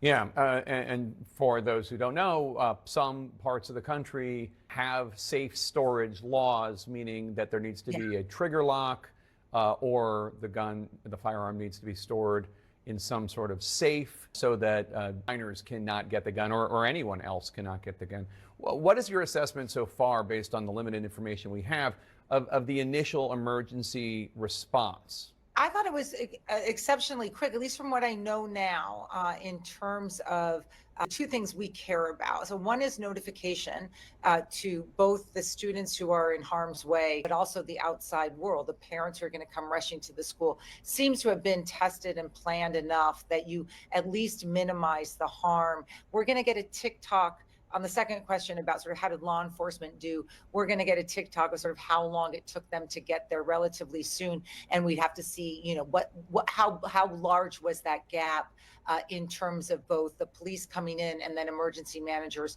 getting and paramedics getting the injured out. There's a lot of injured people, so we don't know what the final count is going to be. But look, this is generation lockdown. These students that we're hearing from knew this drill. They may not have recognized it immediately, and the teachers certainly know what to do. It is a necessary evil given the environment that we're in, but I am curious about sort of that response time, as we always are. Yeah, we already have a Gen Alpha mass shooter. The child was born in 2010, has spent over 1/3 of their life in a COVID, post-COVID world. Yeah.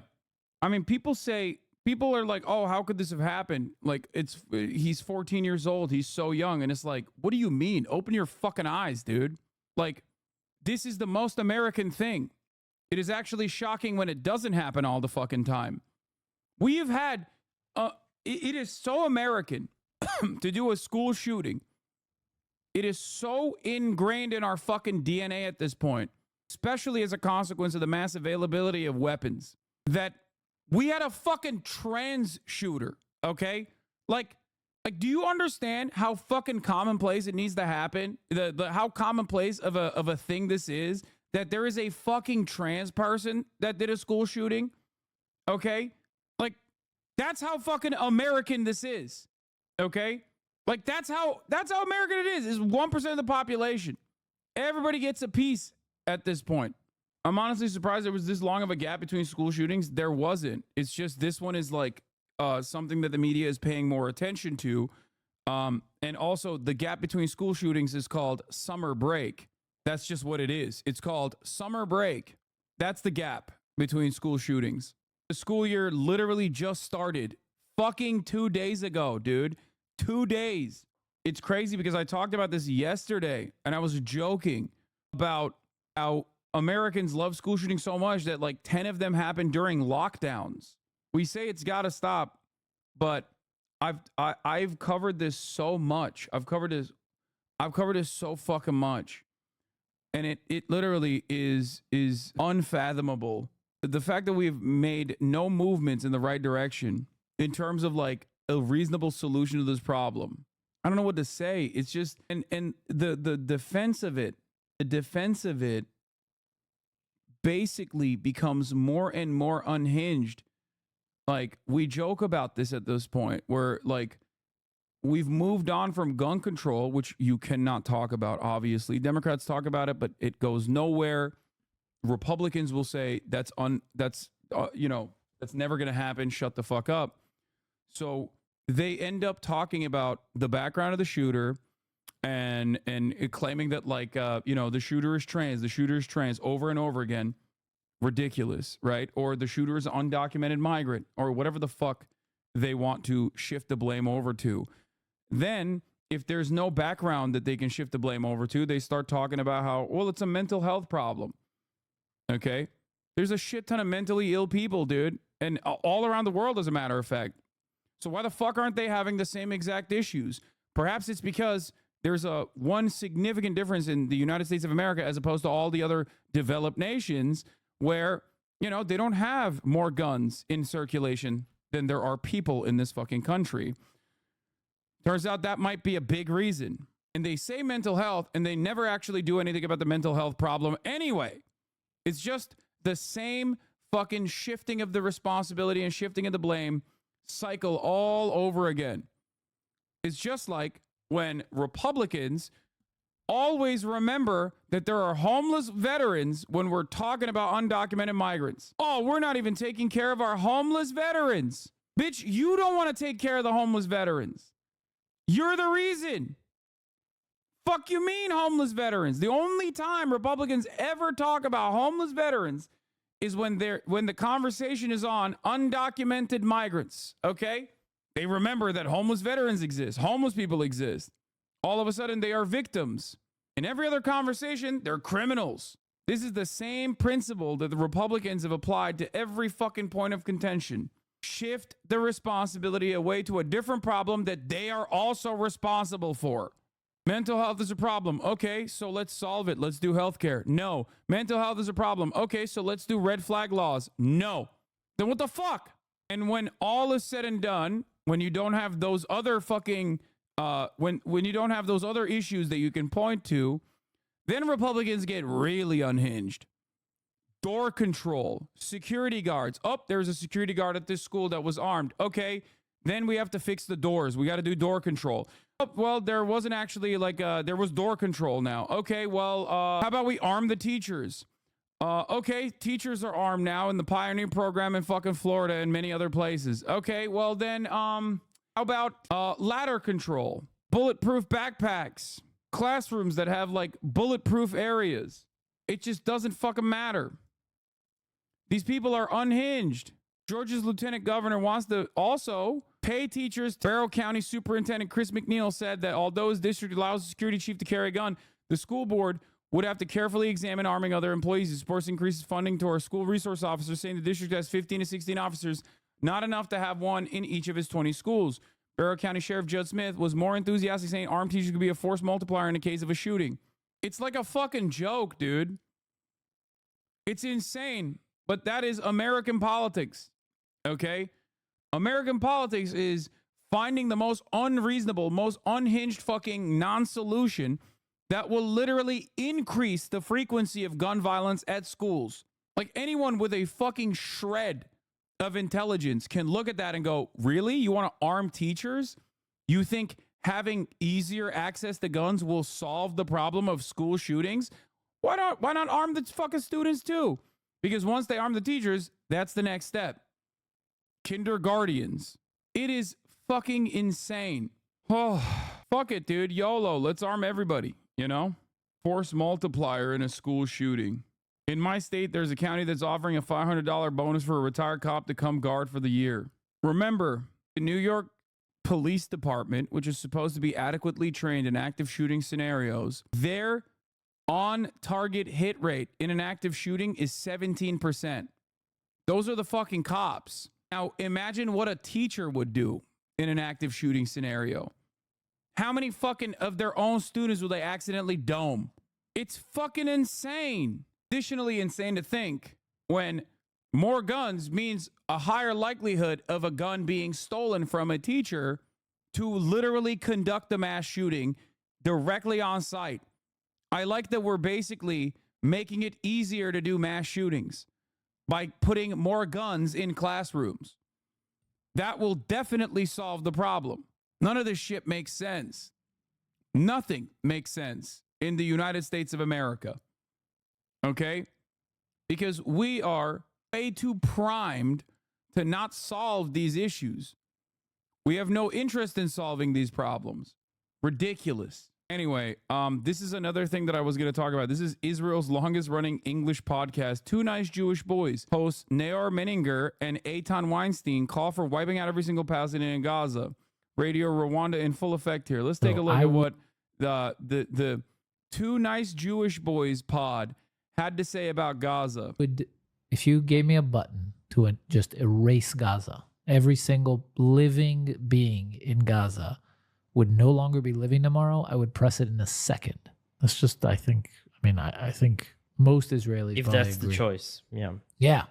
No. These guys aren't nice, nor are they boys, man. What the fuck? This is two shitty elderly Jewish gentlemen podcast. Where are the boys? Are the boys in the room with us? I feel like once you reach 35, you're no longer a boy. You're a man, okay? Oh, even if it's not like right now. Yeah, no. I would press it right now. Mm-hmm. Yeah, same with the territories. I would press it right now. Mm-hmm. No choice. No, Sharon is safe at home. God willing. I don't know. I haven't spoken to her in like an hour. I'm saying for the chance. Yeah. Yeah. I would press it right now. Give me that button and press it right now. There you go. And I think most Israelis would. Yeah.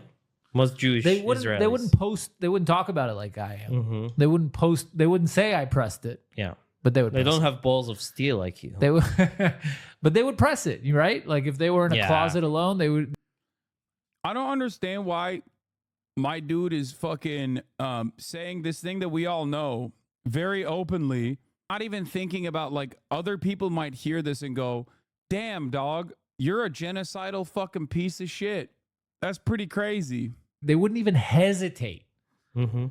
Someone came to them and said, no one will know. You press this, all the Palestinians are gone. You'd be like, fucking hey, is there another one? I mean, it makes sense. They're doing it right now. He's just saying that he's on board with it. Do you think Hamas would if the other way were around? Maybe. Okay. But do you understand the difference in the way that this attitude is represented? Because Hamas isn't doing that right now. Israel is. Israel is literally doing that right now.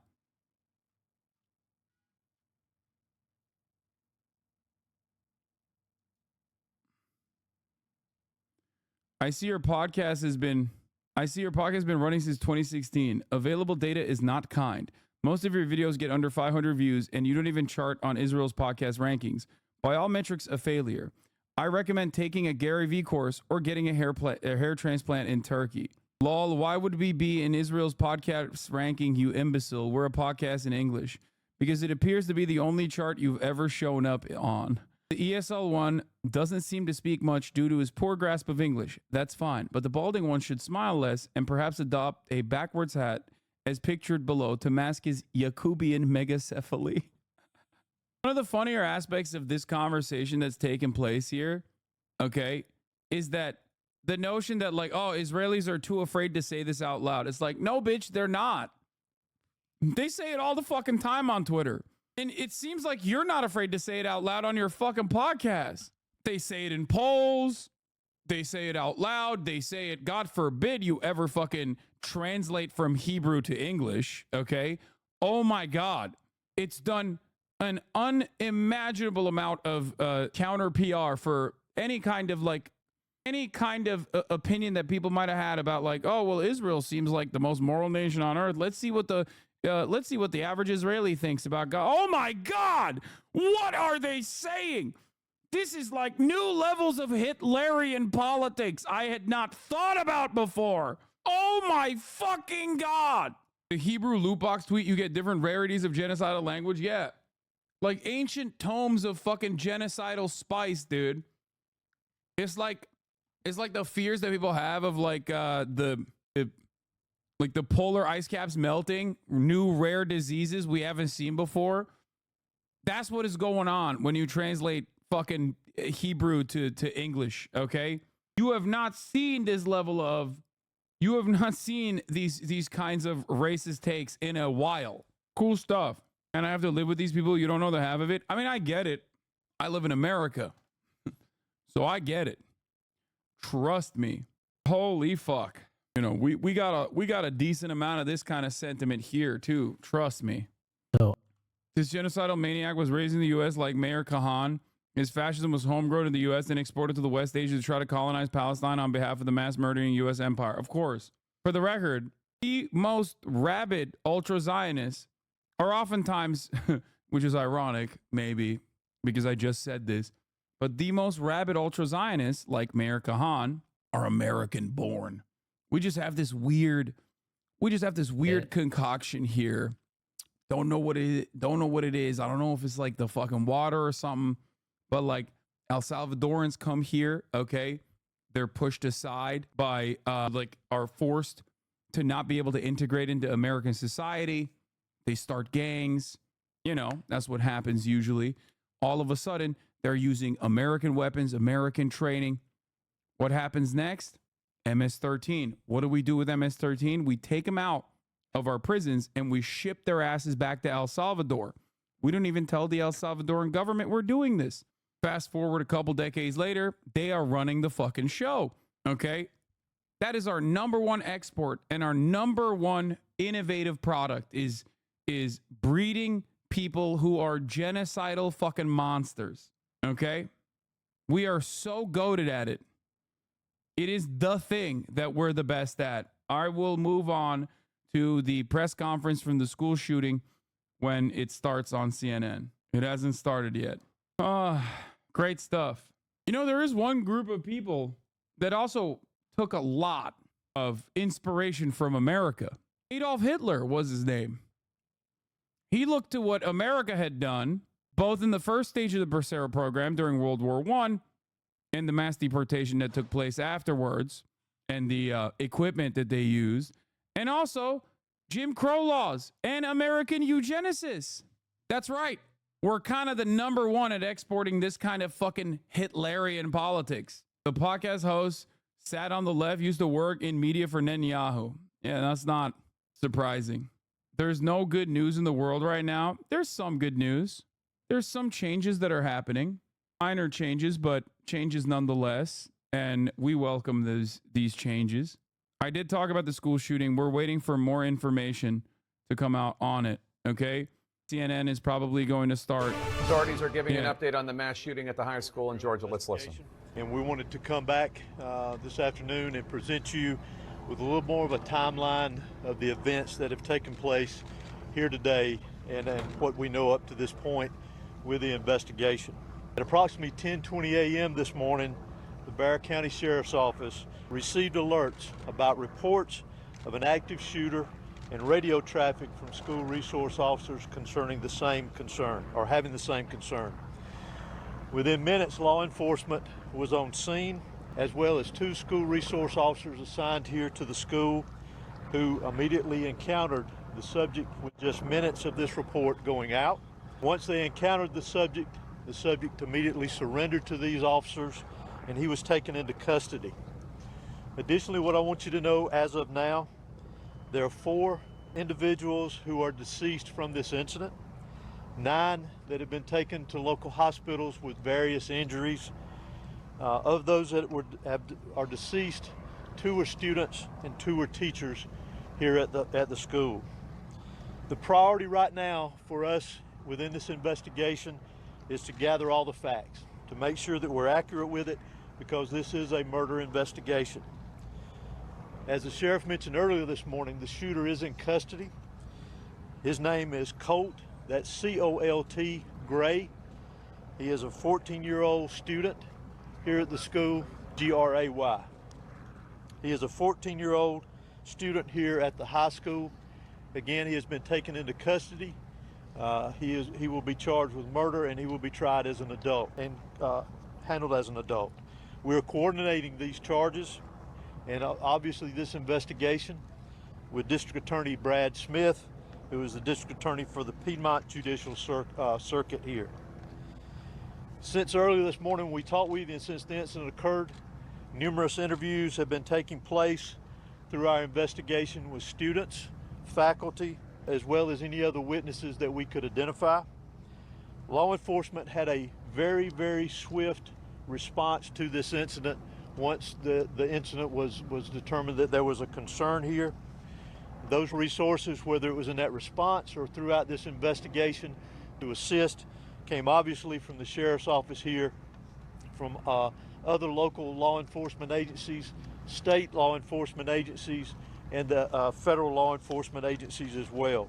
To include, not to be left out, multiple EMS personnel, multiple fire personnel, and agencies. Those agencies responded here as well today, and I am extremely grateful, as I know the Sheriff is, for that quick response and the partnerships of working here together with what all has gone on. Currently, from the investigative perspective, we have crime scene agents and other special agents from the GBI, from close to a dozen of our different work units from across the state that have responded here today to work on this investigation, again, collecting evidence, conducting interviews, and so forth.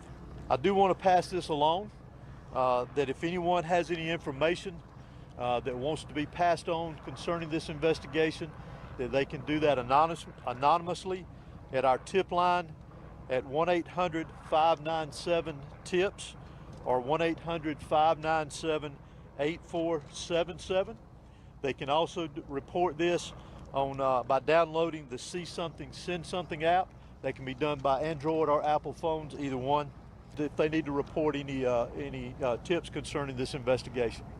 Let me close out before I turn this over to the Sheriff and let you just remind you that this is still a very active investigation. There is still a lot that is very fluid.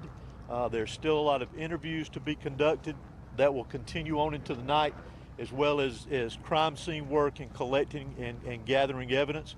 But what is more important for me to mention here to you is my heartfelt sympathy to the parents, the students that were here today. Regardless of where they were in the school, this has got a great impact on them as well as on this community. My thoughts and prayers, along with everybody standing behind me and every law enforcement agency in this state, and many I will tell you around this country, they are in our thoughts and prayers, and we will continue with that. We ask for your patience as we continue through this, and we'll continue to try to give you as many updates with information as we can to keep you informed. But thank you for being here. I'm now going to turn it over to Bexar County Sheriff Judge Smith. Thank you. H-O-S-E-Y. Good afternoon. I'm Sheriff Judge Smith of the Bexar County Sheriff's Office. I never imagined that I would be speaking to the media in my career over something that happened today, the pure evil that happened today. I cannot thank the people behind me for the support bro? they You're give, an American sheriff, of course. give this office and give this staff. It is an inevitability. This hits home for me. I was born and raised here. I went to school in this school system. My kids go to this school system. I'm proud of this school system. The thing is, what are they supposed to do? They can't fucking, like, I can't believe I'm saying this, but it's not the cops' fault. But I want to make it very clear that hate, like, what are they supposed to do? Fucking envision a school shooting happening ahead of time and like apprehend the fucking child on the way to the school? You know what I mean? Everyone has a fucking gun. It is very early as to what happened. Like, what are they supposed to do? Apprehend thought crimes or some shit? Like, there's not really much you can do. Governor Kemp reached out to me and has provided me every single resource. There's not much you can do other than precog to make sure justice prevails. I don't know why it happened. I may not ever know. We may not ever know. But I ask that you and our community lift up our schools, lift up our public safety, and that, again, we do not let this hateful event prevail as to what happened. It's crazy because in like other normal countries, this is not a defense of police at all, but in other normal countries, it's actually police that are absolutely in favor of like restrictions on weapons. You know, in America, it's the opposite. Cops are also fucking super right wing. and consistently advocate for looser gun regulation, which is always odd because it's making your job harder, you dumb fuck. Continue to lift up these families, continue to lift up our students and our kids, and know that love will prevail. At this time, I'm going to ask Dr. LaDuff, our school superintendent, to come and speak on behalf of the school. Good afternoon. I'm Dallas LaDuff. I'm the superintendent of Bexar County School System. I want to thank the Bexar County Sheriff's Office and all of our law enforcement partners for their swift response today, along with that of our staff. I'd also like to thank our community for their response and patience as we work to reunify the students with their families here today and secure the rest of our school campuses. Our schools will be closed for the remainder of this week as we cooperate fully with law enforcement to get answers to the many questions that we all have about this incident here today. But as we are closed, our central offices will remain open, where we will have grief counseling available for our community every day this week and thereafter as we support each other through this terrible event. In closing, I just want to say to our community, as a school system, we are here for you. We support you, and we are ready to get you any support that you may need. You're shocked that the police didn't kill the shooter? That's not shocking at all. Most mass shootings literally end with like an unarmed like good guy putting their bodies on the fucking line. Like that's statistically an unlikely scenario, is a mass shooting ending with cops coming and shooting the fucking entitled shooter. to an education and want to harm others. To me, it's hateful. Oftentimes, the shooter will just do a mass shooting and then kill Obviously, themselves. the shooter was armed, and our school resource officer engaged him, and the shooter quickly realized that if he did not give up, that it would end with an OIS, or an officer-involved shooting. He gave up, got on the ground, and the deputy took him into custody. Sheriff, is there any warning that this was going to happen? Not Keep Georgia again, very Bureau of early, and Investigations. We're still looking into that, whether or not, or how he obtained it and how he got it into school. Have you been in touch at all with his parents or his family to learn more about what led up to these moments? We have. Any information you can share? No. What's the large Hispanic? A lot of people in the chat would gladly support the death penalty, I guess. Yeah, I mean, look, that's neither here nor there. America has the death penalty. This kid will probably be he's going to be tried as an adult and he'll probably get the death penalty. Will that actually stop more mass shootings from happening? Fuck no. Okay? That's just revenge. That's bloodlust. And it's ironically the same exact bloodlust that we have in every orifice of our goddamn unimaginably violent culture that causes a fucking 14-year-old to engage in this kind of action to begin with. Okay? America is a fucking powder keg, okay, waiting to explode. And as a matter of fact, explodes on a regular fucking basis. We're in a death spiral. No one seems to recognize it. And it's always short-term, immediate gratification. We're so fucking primed towards that. It's like, oh yeah, we'll kill this 14-year-old and then, problem solved. It's like, no, dude, that's not going to solve the problem. What will solve the problem is making it harder for people to have weapons, okay? That will solve the problem. Nobody wants to talk about it. Nobody wants to do it. So we'll just fucking get that immediate gratification from like killing a fucking 14-year-old. We mentioned that we identified earlier. Yeah, he's violent. Keep in mind that he's evil, okay? Of course. It's still a 14-year-old, though. We have to look at how a 14-year-old gets to this point.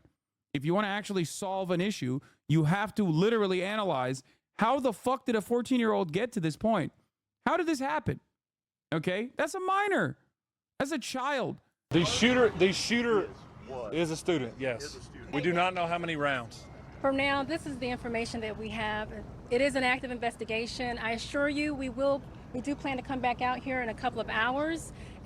Please make sure you're following the GBIX page. That's where we're going to be putting the updates.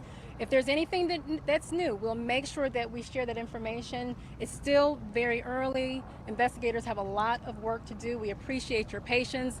Do expect another in-person news conference out here in the next few hours. Monitor the X page, and we will be sure to update you accordingly. Thank you. Isn't the owner of the firearm responsible? You anyway? have been Yes. listening. Yes, his parents will. There was an instance where a minor did this last year or 2 years ago, and yes, their parents were held responsible. About today's mass shooting Of course, at and they should Appalachian be. High School, the Georgia Bureau of Investigations I gotta pee. confirmed that 4 individuals were killed. 2 of them were students. 2 of them were teachers. 9 others were injured, wounded in the shooting, taken to local hospitals. Authorities also say that the gunman was 14 years old, a student at the school. This will be the first and last time I mention his name, Colt Gray, Gray. That individual will be charged as an adult. Let's bring back Juliette Kayyem along with CNN security correspondent Josh Campbell. Josh, a lot of information not provided. We don't know what kind of gun it was. We don't know how many rounds were fired. Tell us what the headlines are beyond the 2 teachers and 2 students killed.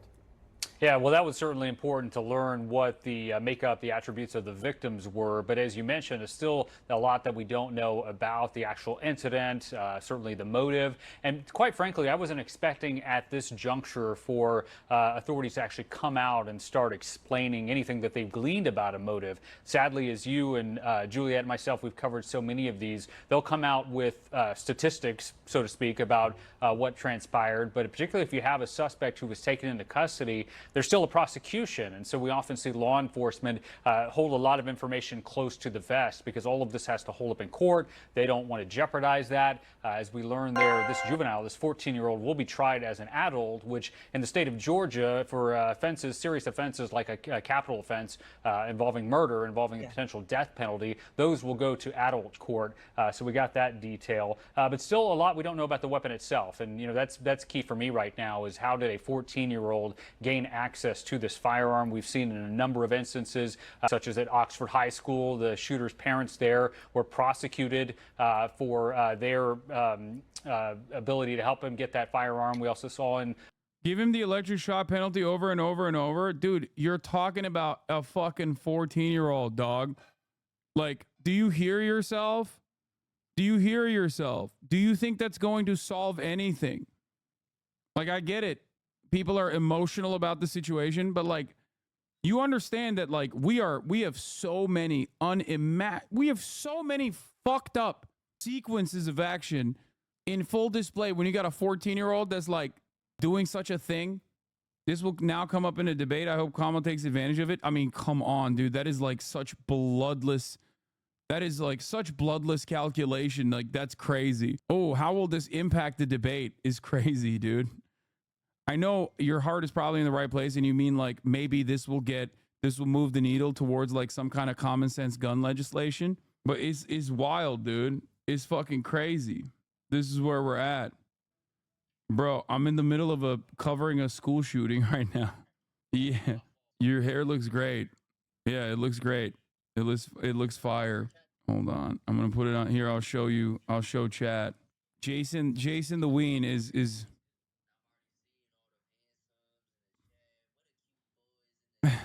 it's not Austin, it's Jason Ween. It looks good, man. You look more twinkish than I've ever seen you before. Hung up. America has no problem murdering 14-year-olds abroad, so I guess this makes sense. Yeah. Anyway, getting back to the situation at hand. The entire point of legislation is supposed to be to prevent these sorts of things from happening in the future, right? That's the argument made for the capital penalty, for the capital punishment, for the death penalty. The argument made for the death penalty is it's a deterrence. It'll scare people into it is so that people will be afraid to commit such an atrocity in the future. But ain't no fucking mass shooter gives a shit about being murdered, okay? Most of them killed themselves in the process. On desk and teacher is like flipping tables and stuff and barricading the door. So I was just scared out of my mind. I was like, what is happening? Because I was like, whoa. And then I pulled out my phone. I texted my mom first and then like a couple of my friends to see if they're okay. With me now is someone who unfortunately knows the pain of gun violence in this country all too well. Max Schachter, his son Alex Schachter, was killed during the Parkland, Florida massacre in 2018 at Marjorie Stoneman Douglas High School. He is the founder of Safe Schools for Alex. The mission of Safe Schools for Alex is to provide schools with the best safety practices and resources to keep students safe. Max, what goes through your mind when you hear there was once again in the United States yet another school shooting? I mean, first of all, my heart just breaks for the families of the students and the teachers. You know, when he cannot get the death penalty. Crimes committed as a minor have been ineligible for the death penalty since 2005. I mean, he's going to be tried as an adult, even though he's a minor in the state of Georgia. And yes, the death penalty would be at play, even if it's unconstitutional. I can't wait. I can't wait for this to be a new decision that the Supreme Court makes that overturns the previous decision where they move in the direction of like allowing the death penalty for minors who are tried as adults. You know? So that'll be another fun thing to look forward to in the docket. not going to be able to prevent all of these from happening. And when the gun comes on campus, nothing good is going to happen. So what we have to do is, what we've done in Florida is we focused on the best prevention method we have. The best tool we have is threat management. All of these individuals that go on to become school mass Do you think murderers, he should get it? No, I'm anti-capital punishment regardless. What the fuck do you mean? On principle, no one should get it. The death penalty is morally repugnant. It is not a thing. It's a non-starter for me. The fuck? Do you think he should get it? That's this so fucking murderer insane. is that, you know, there were telltale signs. There were It's a red 14-year-old who flags. killed 4 people. It's not just a And 14-year-old who that's made it why oopsie. What the fuck do you mean? It's still a 14-year-old. Why do we have age of consent laws? Why do we distinguish minors from adults? A 14-year-old is, under the eyes of the law, and in terms of like the way that you should interpret the situation, not fully cognizant of their behavior. Okay? That's it. This is not an oopsie at all. And I understand the calls for violence against the 14-year-old or vengeance. It's a perfectly understandable emotional reaction to such an atrocity. But ultimately, that is not how the law is supposed to work. The law is supposed to be bloodless and cold and calculated and reasonable. Okay? American culture surrounding crime and punishment is so fucking out of whack in comparison to the rest of the world. We will never be able to have this conversation, okay? Justice is not vengeance. The entire point and purpose of laws, rules, regulations, and criminal punishments for acts is supposed to ensure that it doesn't happen again, okay? A deterrence, if you will. Unfortunately, in the United States of America, our laws are completely fucked, okay? And seemingly, the violence has not stopped. If anything, it's gotten worse. So what do? It seems like in terms of gun violence, there is one thing that is different from every other country, because when you look at other Western developed nations, the argument falls apart that it's mental health, because everywhere else they have the same number of mental health problems, the same percentage of mental health complications, and yet they don't have gun violence. They don't have mass shootings. Okay? When is justice not revenge? Wait, what? Justice is not revenge? What the fuck are you talking about? What you're supposed to look at in a situation like this is, how do we get here and how do we make sure that this never happens again? That is the point and purpose of the criminal justice system. Okay? That's it. That's what the actual true purpose of the criminal justice system is. That's what it's supposed to do. And if we have been moving in the direction of further and further punitive measures for any kind of crime, not just this one, but just any crime in general, and yet it has not solved the issues of gun violence, perhaps it's time to look at something else. Guns. The mass availability of weapons makes it incredibly likely that gun violence will occur. That's it. There are a million different studies conducted on this matter, but even if you don't want to look at studies, you can look at comparable nations.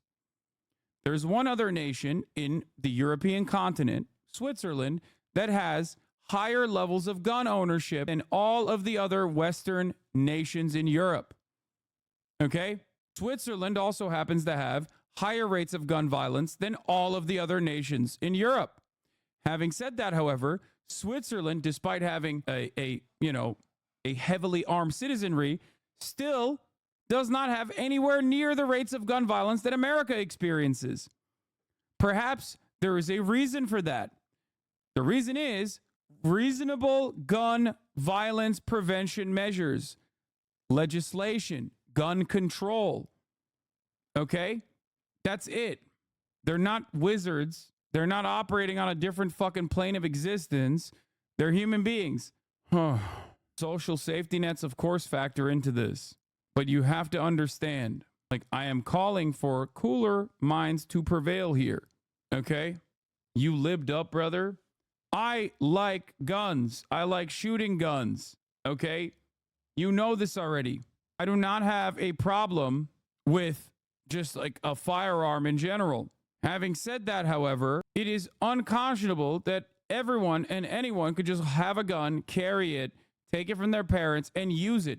Guns have one purpose and one purpose only. It is to end life. Okay?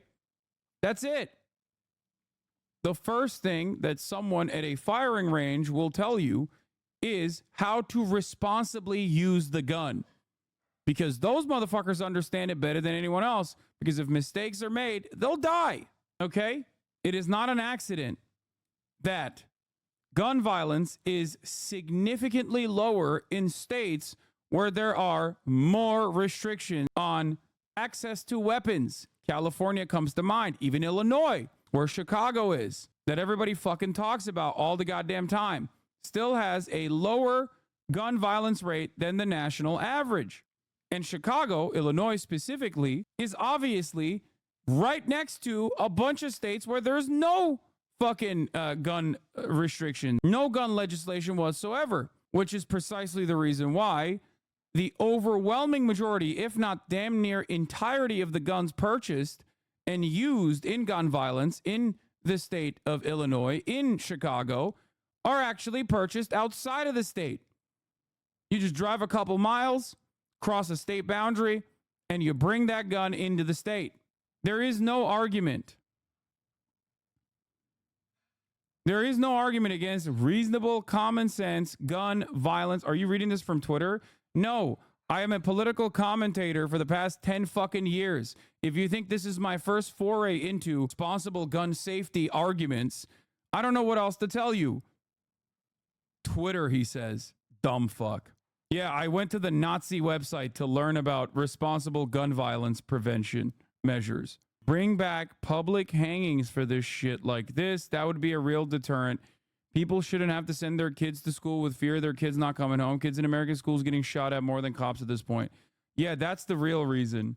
Yeah, we should publicly hang a 14-year-old. That will solve mass shootings, school shootings specifically, which are more often than not conducted by people who want to kill themselves either in the hands of the police or directly by shooting themselves in the fucking mouth. Seems like that's not going to solve the issue of gun violence, nor will it solve the issue of gun violence in schools, but maybe it'll make you feel better for a brief moment. What a psychotic fucking take. I like that prevention, which is the only solution to this, okay? Prevention, which is the only solution to this, is a non-starter. Perhaps it has something to do with, obviously, lobbying and American culture being so incredibly fucking violent and so pro-gun. New York Times did a survey of 29 gun control methods. All 29 were supported by huge majorities of Americans, yet because of NRA and Republicans, zero become law. It is also the overwhelming majority of NRA card carriers that themselves want universal background checks, for example. I think it's like 70% of card-carrying NRA members also believe in universal background checks for guns. That's what's crazy about it. That last take was a real make suicide illegal kind of take. I know. A lot of the big brains working overtime here. Hassan, your take is not good either. A full ban is the only solution. You can't do all the fucking restrictions, but a child getting a gun from his qualified father will not stop anything. What the fuck are you talking about? There is no perfect solution, dumbass. We're talking about the law here in a country where there's 330 million weapons in circulation. More than that, actually, now. The fuck are you talking about? Okay? You can't just like wave a magical wand and be like, oh, all guns now have to be perished magically. It doesn't work that way. The goal is not to stop all gun violence. You can't do that. It's impossible. Okay? Where there are people and there are guns, gun violence will occur. It's impossible. It's never going to happen in the United States of America. The solution is to try and make it less likely, okay? Laws are written for the dumbest person on the planet, obviously. That's why we have seatbelt laws, okay? But it doesn't help that you're demonizing guns. There has to be a middle ground. Man, shut your fucking bitch ass up. Demonizing guns my fucking ass. What the fuck do you mean I'm demonizing guns? Shut your bitch ass up. Shut the fuck up. It's not a real gun. Anyway, demonizing guns my fucking asshole. Fuck are you talking about? You think guns have feelings? What the fuck do you mean demonizing guns? The fuck are you talking about? What are you talking about? What do you want me to do? Put a gun in my asshole so you'll know, oh my God, this guy's a gun fucker. He's not demonizing guns. Let me suck off my fucking AR-15 on the corner here so you can fully understand. Like, I don't have an issue with shooting guns, okay? Dumb bitch. I swear to God, Americans are so fucking brain broken, dude. You knew that something very bad was happening next door. Did he ever say anything? No, he never really talked. He was pretty quiet. He wasn't there most times. Either he just didn't come to school or he just would skip class. But even when he would have talked, it was one-word answers or just short statements. You told me off camera you weren't surprised that he would be the shooter. Why is that? Just because when you think of like shooters and how they act or things that they do, it's usually the quiet kid or like that's a stereotype for it to be, and he was the one that fit that description in our class. Did you ever see the gun, or did the student that go to the door see the gun, describe it to you guys? No, I haven't talked with her after this. It was all pretty hectic, but I didn't see the gun. Did he ever have a hobby of guns, hunting? Did he ever talk about any of that? No, he never really talked. Can you tell me what it was like inside of the classroom when you hear those gunshots go off? How I heard that you helped to keep the other students calm, right? Yeah, most of like when we heard it, most people just dropped to the floor and like kind of crawled in an area, like piled on top of each other, lost a shoe when they were, trying to get to a corner. The teacher turned off the lights, but we all just kind of piled together. And like I pushed desks in front of us. I was just telling people like, oh, push desks in front of you, block in front of you, get low, things like that. And are there any metal detectors in the school? No, not that I know of. Did you guys drill for active shooters? We know that some school districts do that. They were silent drills, so we stayed in our seats. The teachers kept teaching through them. I think it was more for like the system of it instead of like preparing us. How quickly, from the moment that you heard the gunshots go off to the hard lockdown alert going on the screens, letting everyone else in the school Bro, I'm not know gonna lie. People are talking about the media re-traumatizing these kids, but like, this is so fucking commonplace at this point. It's so goddamn commonplace at this point that like, the kids are basically like, yeah, I'll do an interview. Fuck it. It was going to happen inevitably. There are people in this country that have literally experienced multiple mass shootings. Okay. There are people in this fucking community that have survived one mass shooting and then survived another fucking school shooting. Literally. I remember, I think it was in a college. I forget which college campus. There was a fucking lockdown happening because there was a mass shooter. And there were chatters in the fucking chat like, yo, I literally did this in high school and I got to do it again. It's fucking crazy. Okay? That's how insane this shit is. We've completely moved past the point of normalcy on this stuff. It's just like this is a part of their lives. They're doing school shooting drills anyway. videos of officers escorting the students with their hands raised. What was that like for you? It was protocol, obviously, but I was glad it was over. Like, I was glad we were able to leave. I was looking for my friends that were there. I was comforting the ones that had been through a little bit of a harder time. And then, Lila, what would you say to this student that you were just elbow to elbow with just this morning in algebra class and now this? Oh, my God. I'm not sure. I want to know why he did it. I think that would be I want to know why. Lila, thank you so much for your time. I appreciate it, and the best to you and your family and your community. Thank you for talking to us. Jake? Hey, Gianna, I go to MSM. Your coverage meant a lot. You asked a question at the briefing just moments ago. What did you learn? Yeah, Jake, I asked Sheriff Judd Smith if they had any sort of prior warning, any sort of calls or threats made to the school, because I did hear that from some of the students here on the ground, that they had heard murmurings that had happened before the shooting occurred. But the sheriff said he wasn't aware of any such reports. All right, thank you, Isabel Rosales. Remarkable interview just there with that young lady. A kid that shouldn't have had to go through what she just went through. Another teen at Appalachian High School told CNN earlier today that she thought she was going to die as the shooting unfolded, and you'll hear that account next.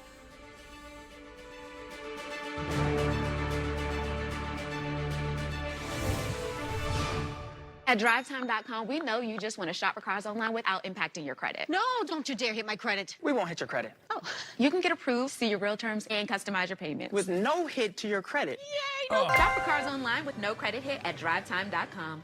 I can't believe you guys are complaining about fucking ads right at the top of the hour when there's a 3-minute ad break that's coming for you regardless. Even whether you watch the ad from CNN or you watch the ad that Twitch will serve you, a 3-minute ad break is upon us. Now, of course, all you need to do is subscribe if you no longer want to see those ads. The unavoidable ads on CNN is one thing, but at least the ads here are avoidable. Here's the 3-minute ad break now. Dead kids, perfect time to sling Amazon ads. Put up another sign or pass a law, Lamar file. Make that money off dead kids. Dog, I'm a fucking political commentator. Okay? I am a political commentator. Do you understand what that is? Do you understand what my job is? What do you want me to do? Fucking not cover the news? Just like drop a pivotal fucking argument that I make on a regular fucking basis? I'm in an ad right now. I can't hear you. I think even if you weren't in an ad, you wouldn't be able to hear me because your brain cannot comprehend normal thoughts. It's one of the dumbest things that like the actual stupidest person says on a regular basis. One of my favorite types of chirp is like, ha! The news guy's covering the fucking news again. Like, what do you mean, dude? What do you want me to do? Fucking go play Wukong instead? What a stupid fucking argument, dude. Check their logs. This is a troll. Yeah, no shit. Of course. Damn, dude. News guy covering the news. Seems like the news is not great today. Stupid. Of course he's a fucking troll. Anyway. I didn't agree with you, so you yell at him. Fact is that the gun didn't magically go off by itself, but that 14-year-old psycho massacred 4 people. Wait, what? Yeah, I know. Do you think I don't think that the 14-year-old's responsible for murdering 4 people? The fuck? Why are people making the guns don't kill people, people kill people argument right now? You act like it? Yeah, if you're stupid. If you're a stupid person who is like, this is the first time that they've encountered a situation like this, yeah, that's your takeaway from the conversation. That's not what I'm saying at all. Son telling people they're stupid, classic. I mean, it is a classic. I think stupid people should know when they're being stupid. I don't think you're like a genuinely stupid person all the time, but right now you're presenting a stupid argument. You're presenting a stupid and also condescending argument. It is not an argument at all. We're talking about solutions to make sure that this doesn't happen again. And you're like, whoa, I want to kill the 14-year-old kid. Okay, you killed him. What happens? I'm pro-life and pro-gun, easy. We already knew that you were pro-gun, okay? By the idiotic argument that you're presenting right now. Dumbass, dude. Pro-life? You're anti-life? What?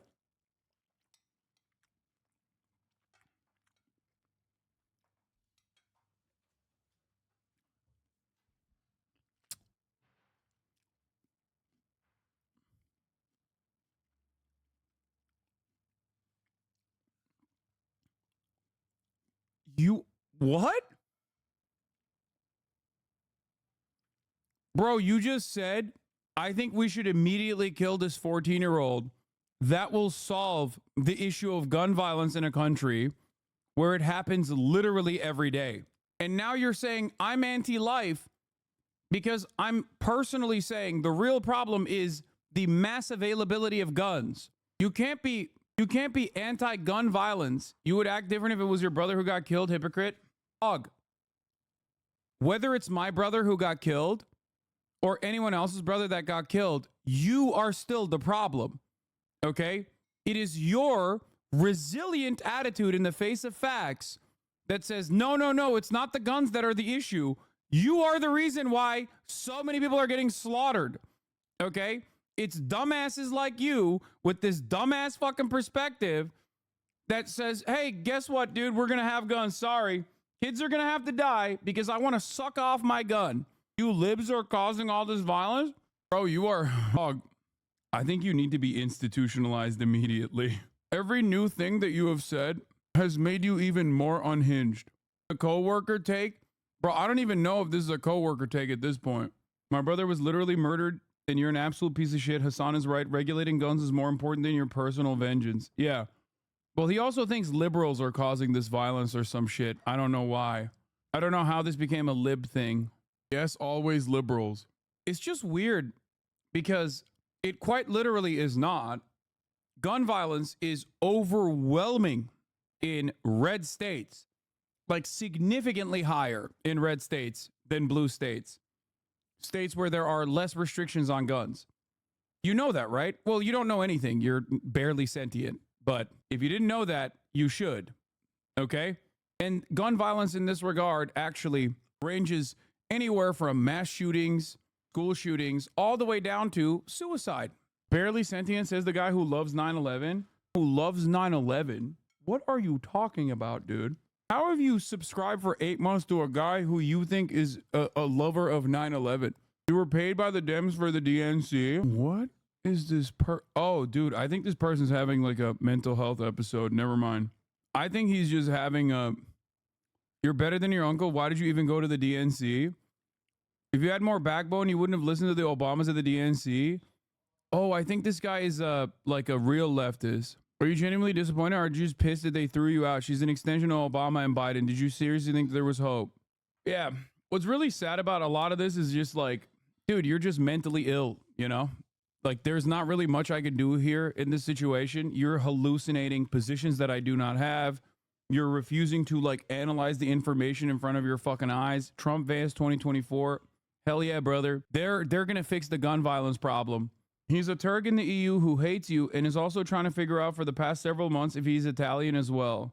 Play the Philip DeFranco clip talking about being paid by the DNC to be out here. That is 100% false. That is a lie. We requested for credential access, and that is the only thing they gave us. I booked and paid for my own flight. I booked and paid for my own hotel. I cannot speak to anyone else's experience, but I also know, like, Hassan Piker, they're not going to fucking pay Hassan Piker to come out here, and he's credentialed. That would arguably be one of the dumbest ways for them to spend money. I was watching a bit of a stream last night, and I was like, there are people saying he was paid to come out here so he could shit on Obama while Obama was giving his speech. Yeah, I just want to say that because 2 idiots becomes 4, becomes 8, becomes 16, becomes 32, becomes 64, becomes 128. But then No, that guy is guy's right. The Democratic National Convention paid me and then also kicked me out. But they still paid me nonetheless so I could call Obama a war criminal while he was giving his speech to 60,000 people watching.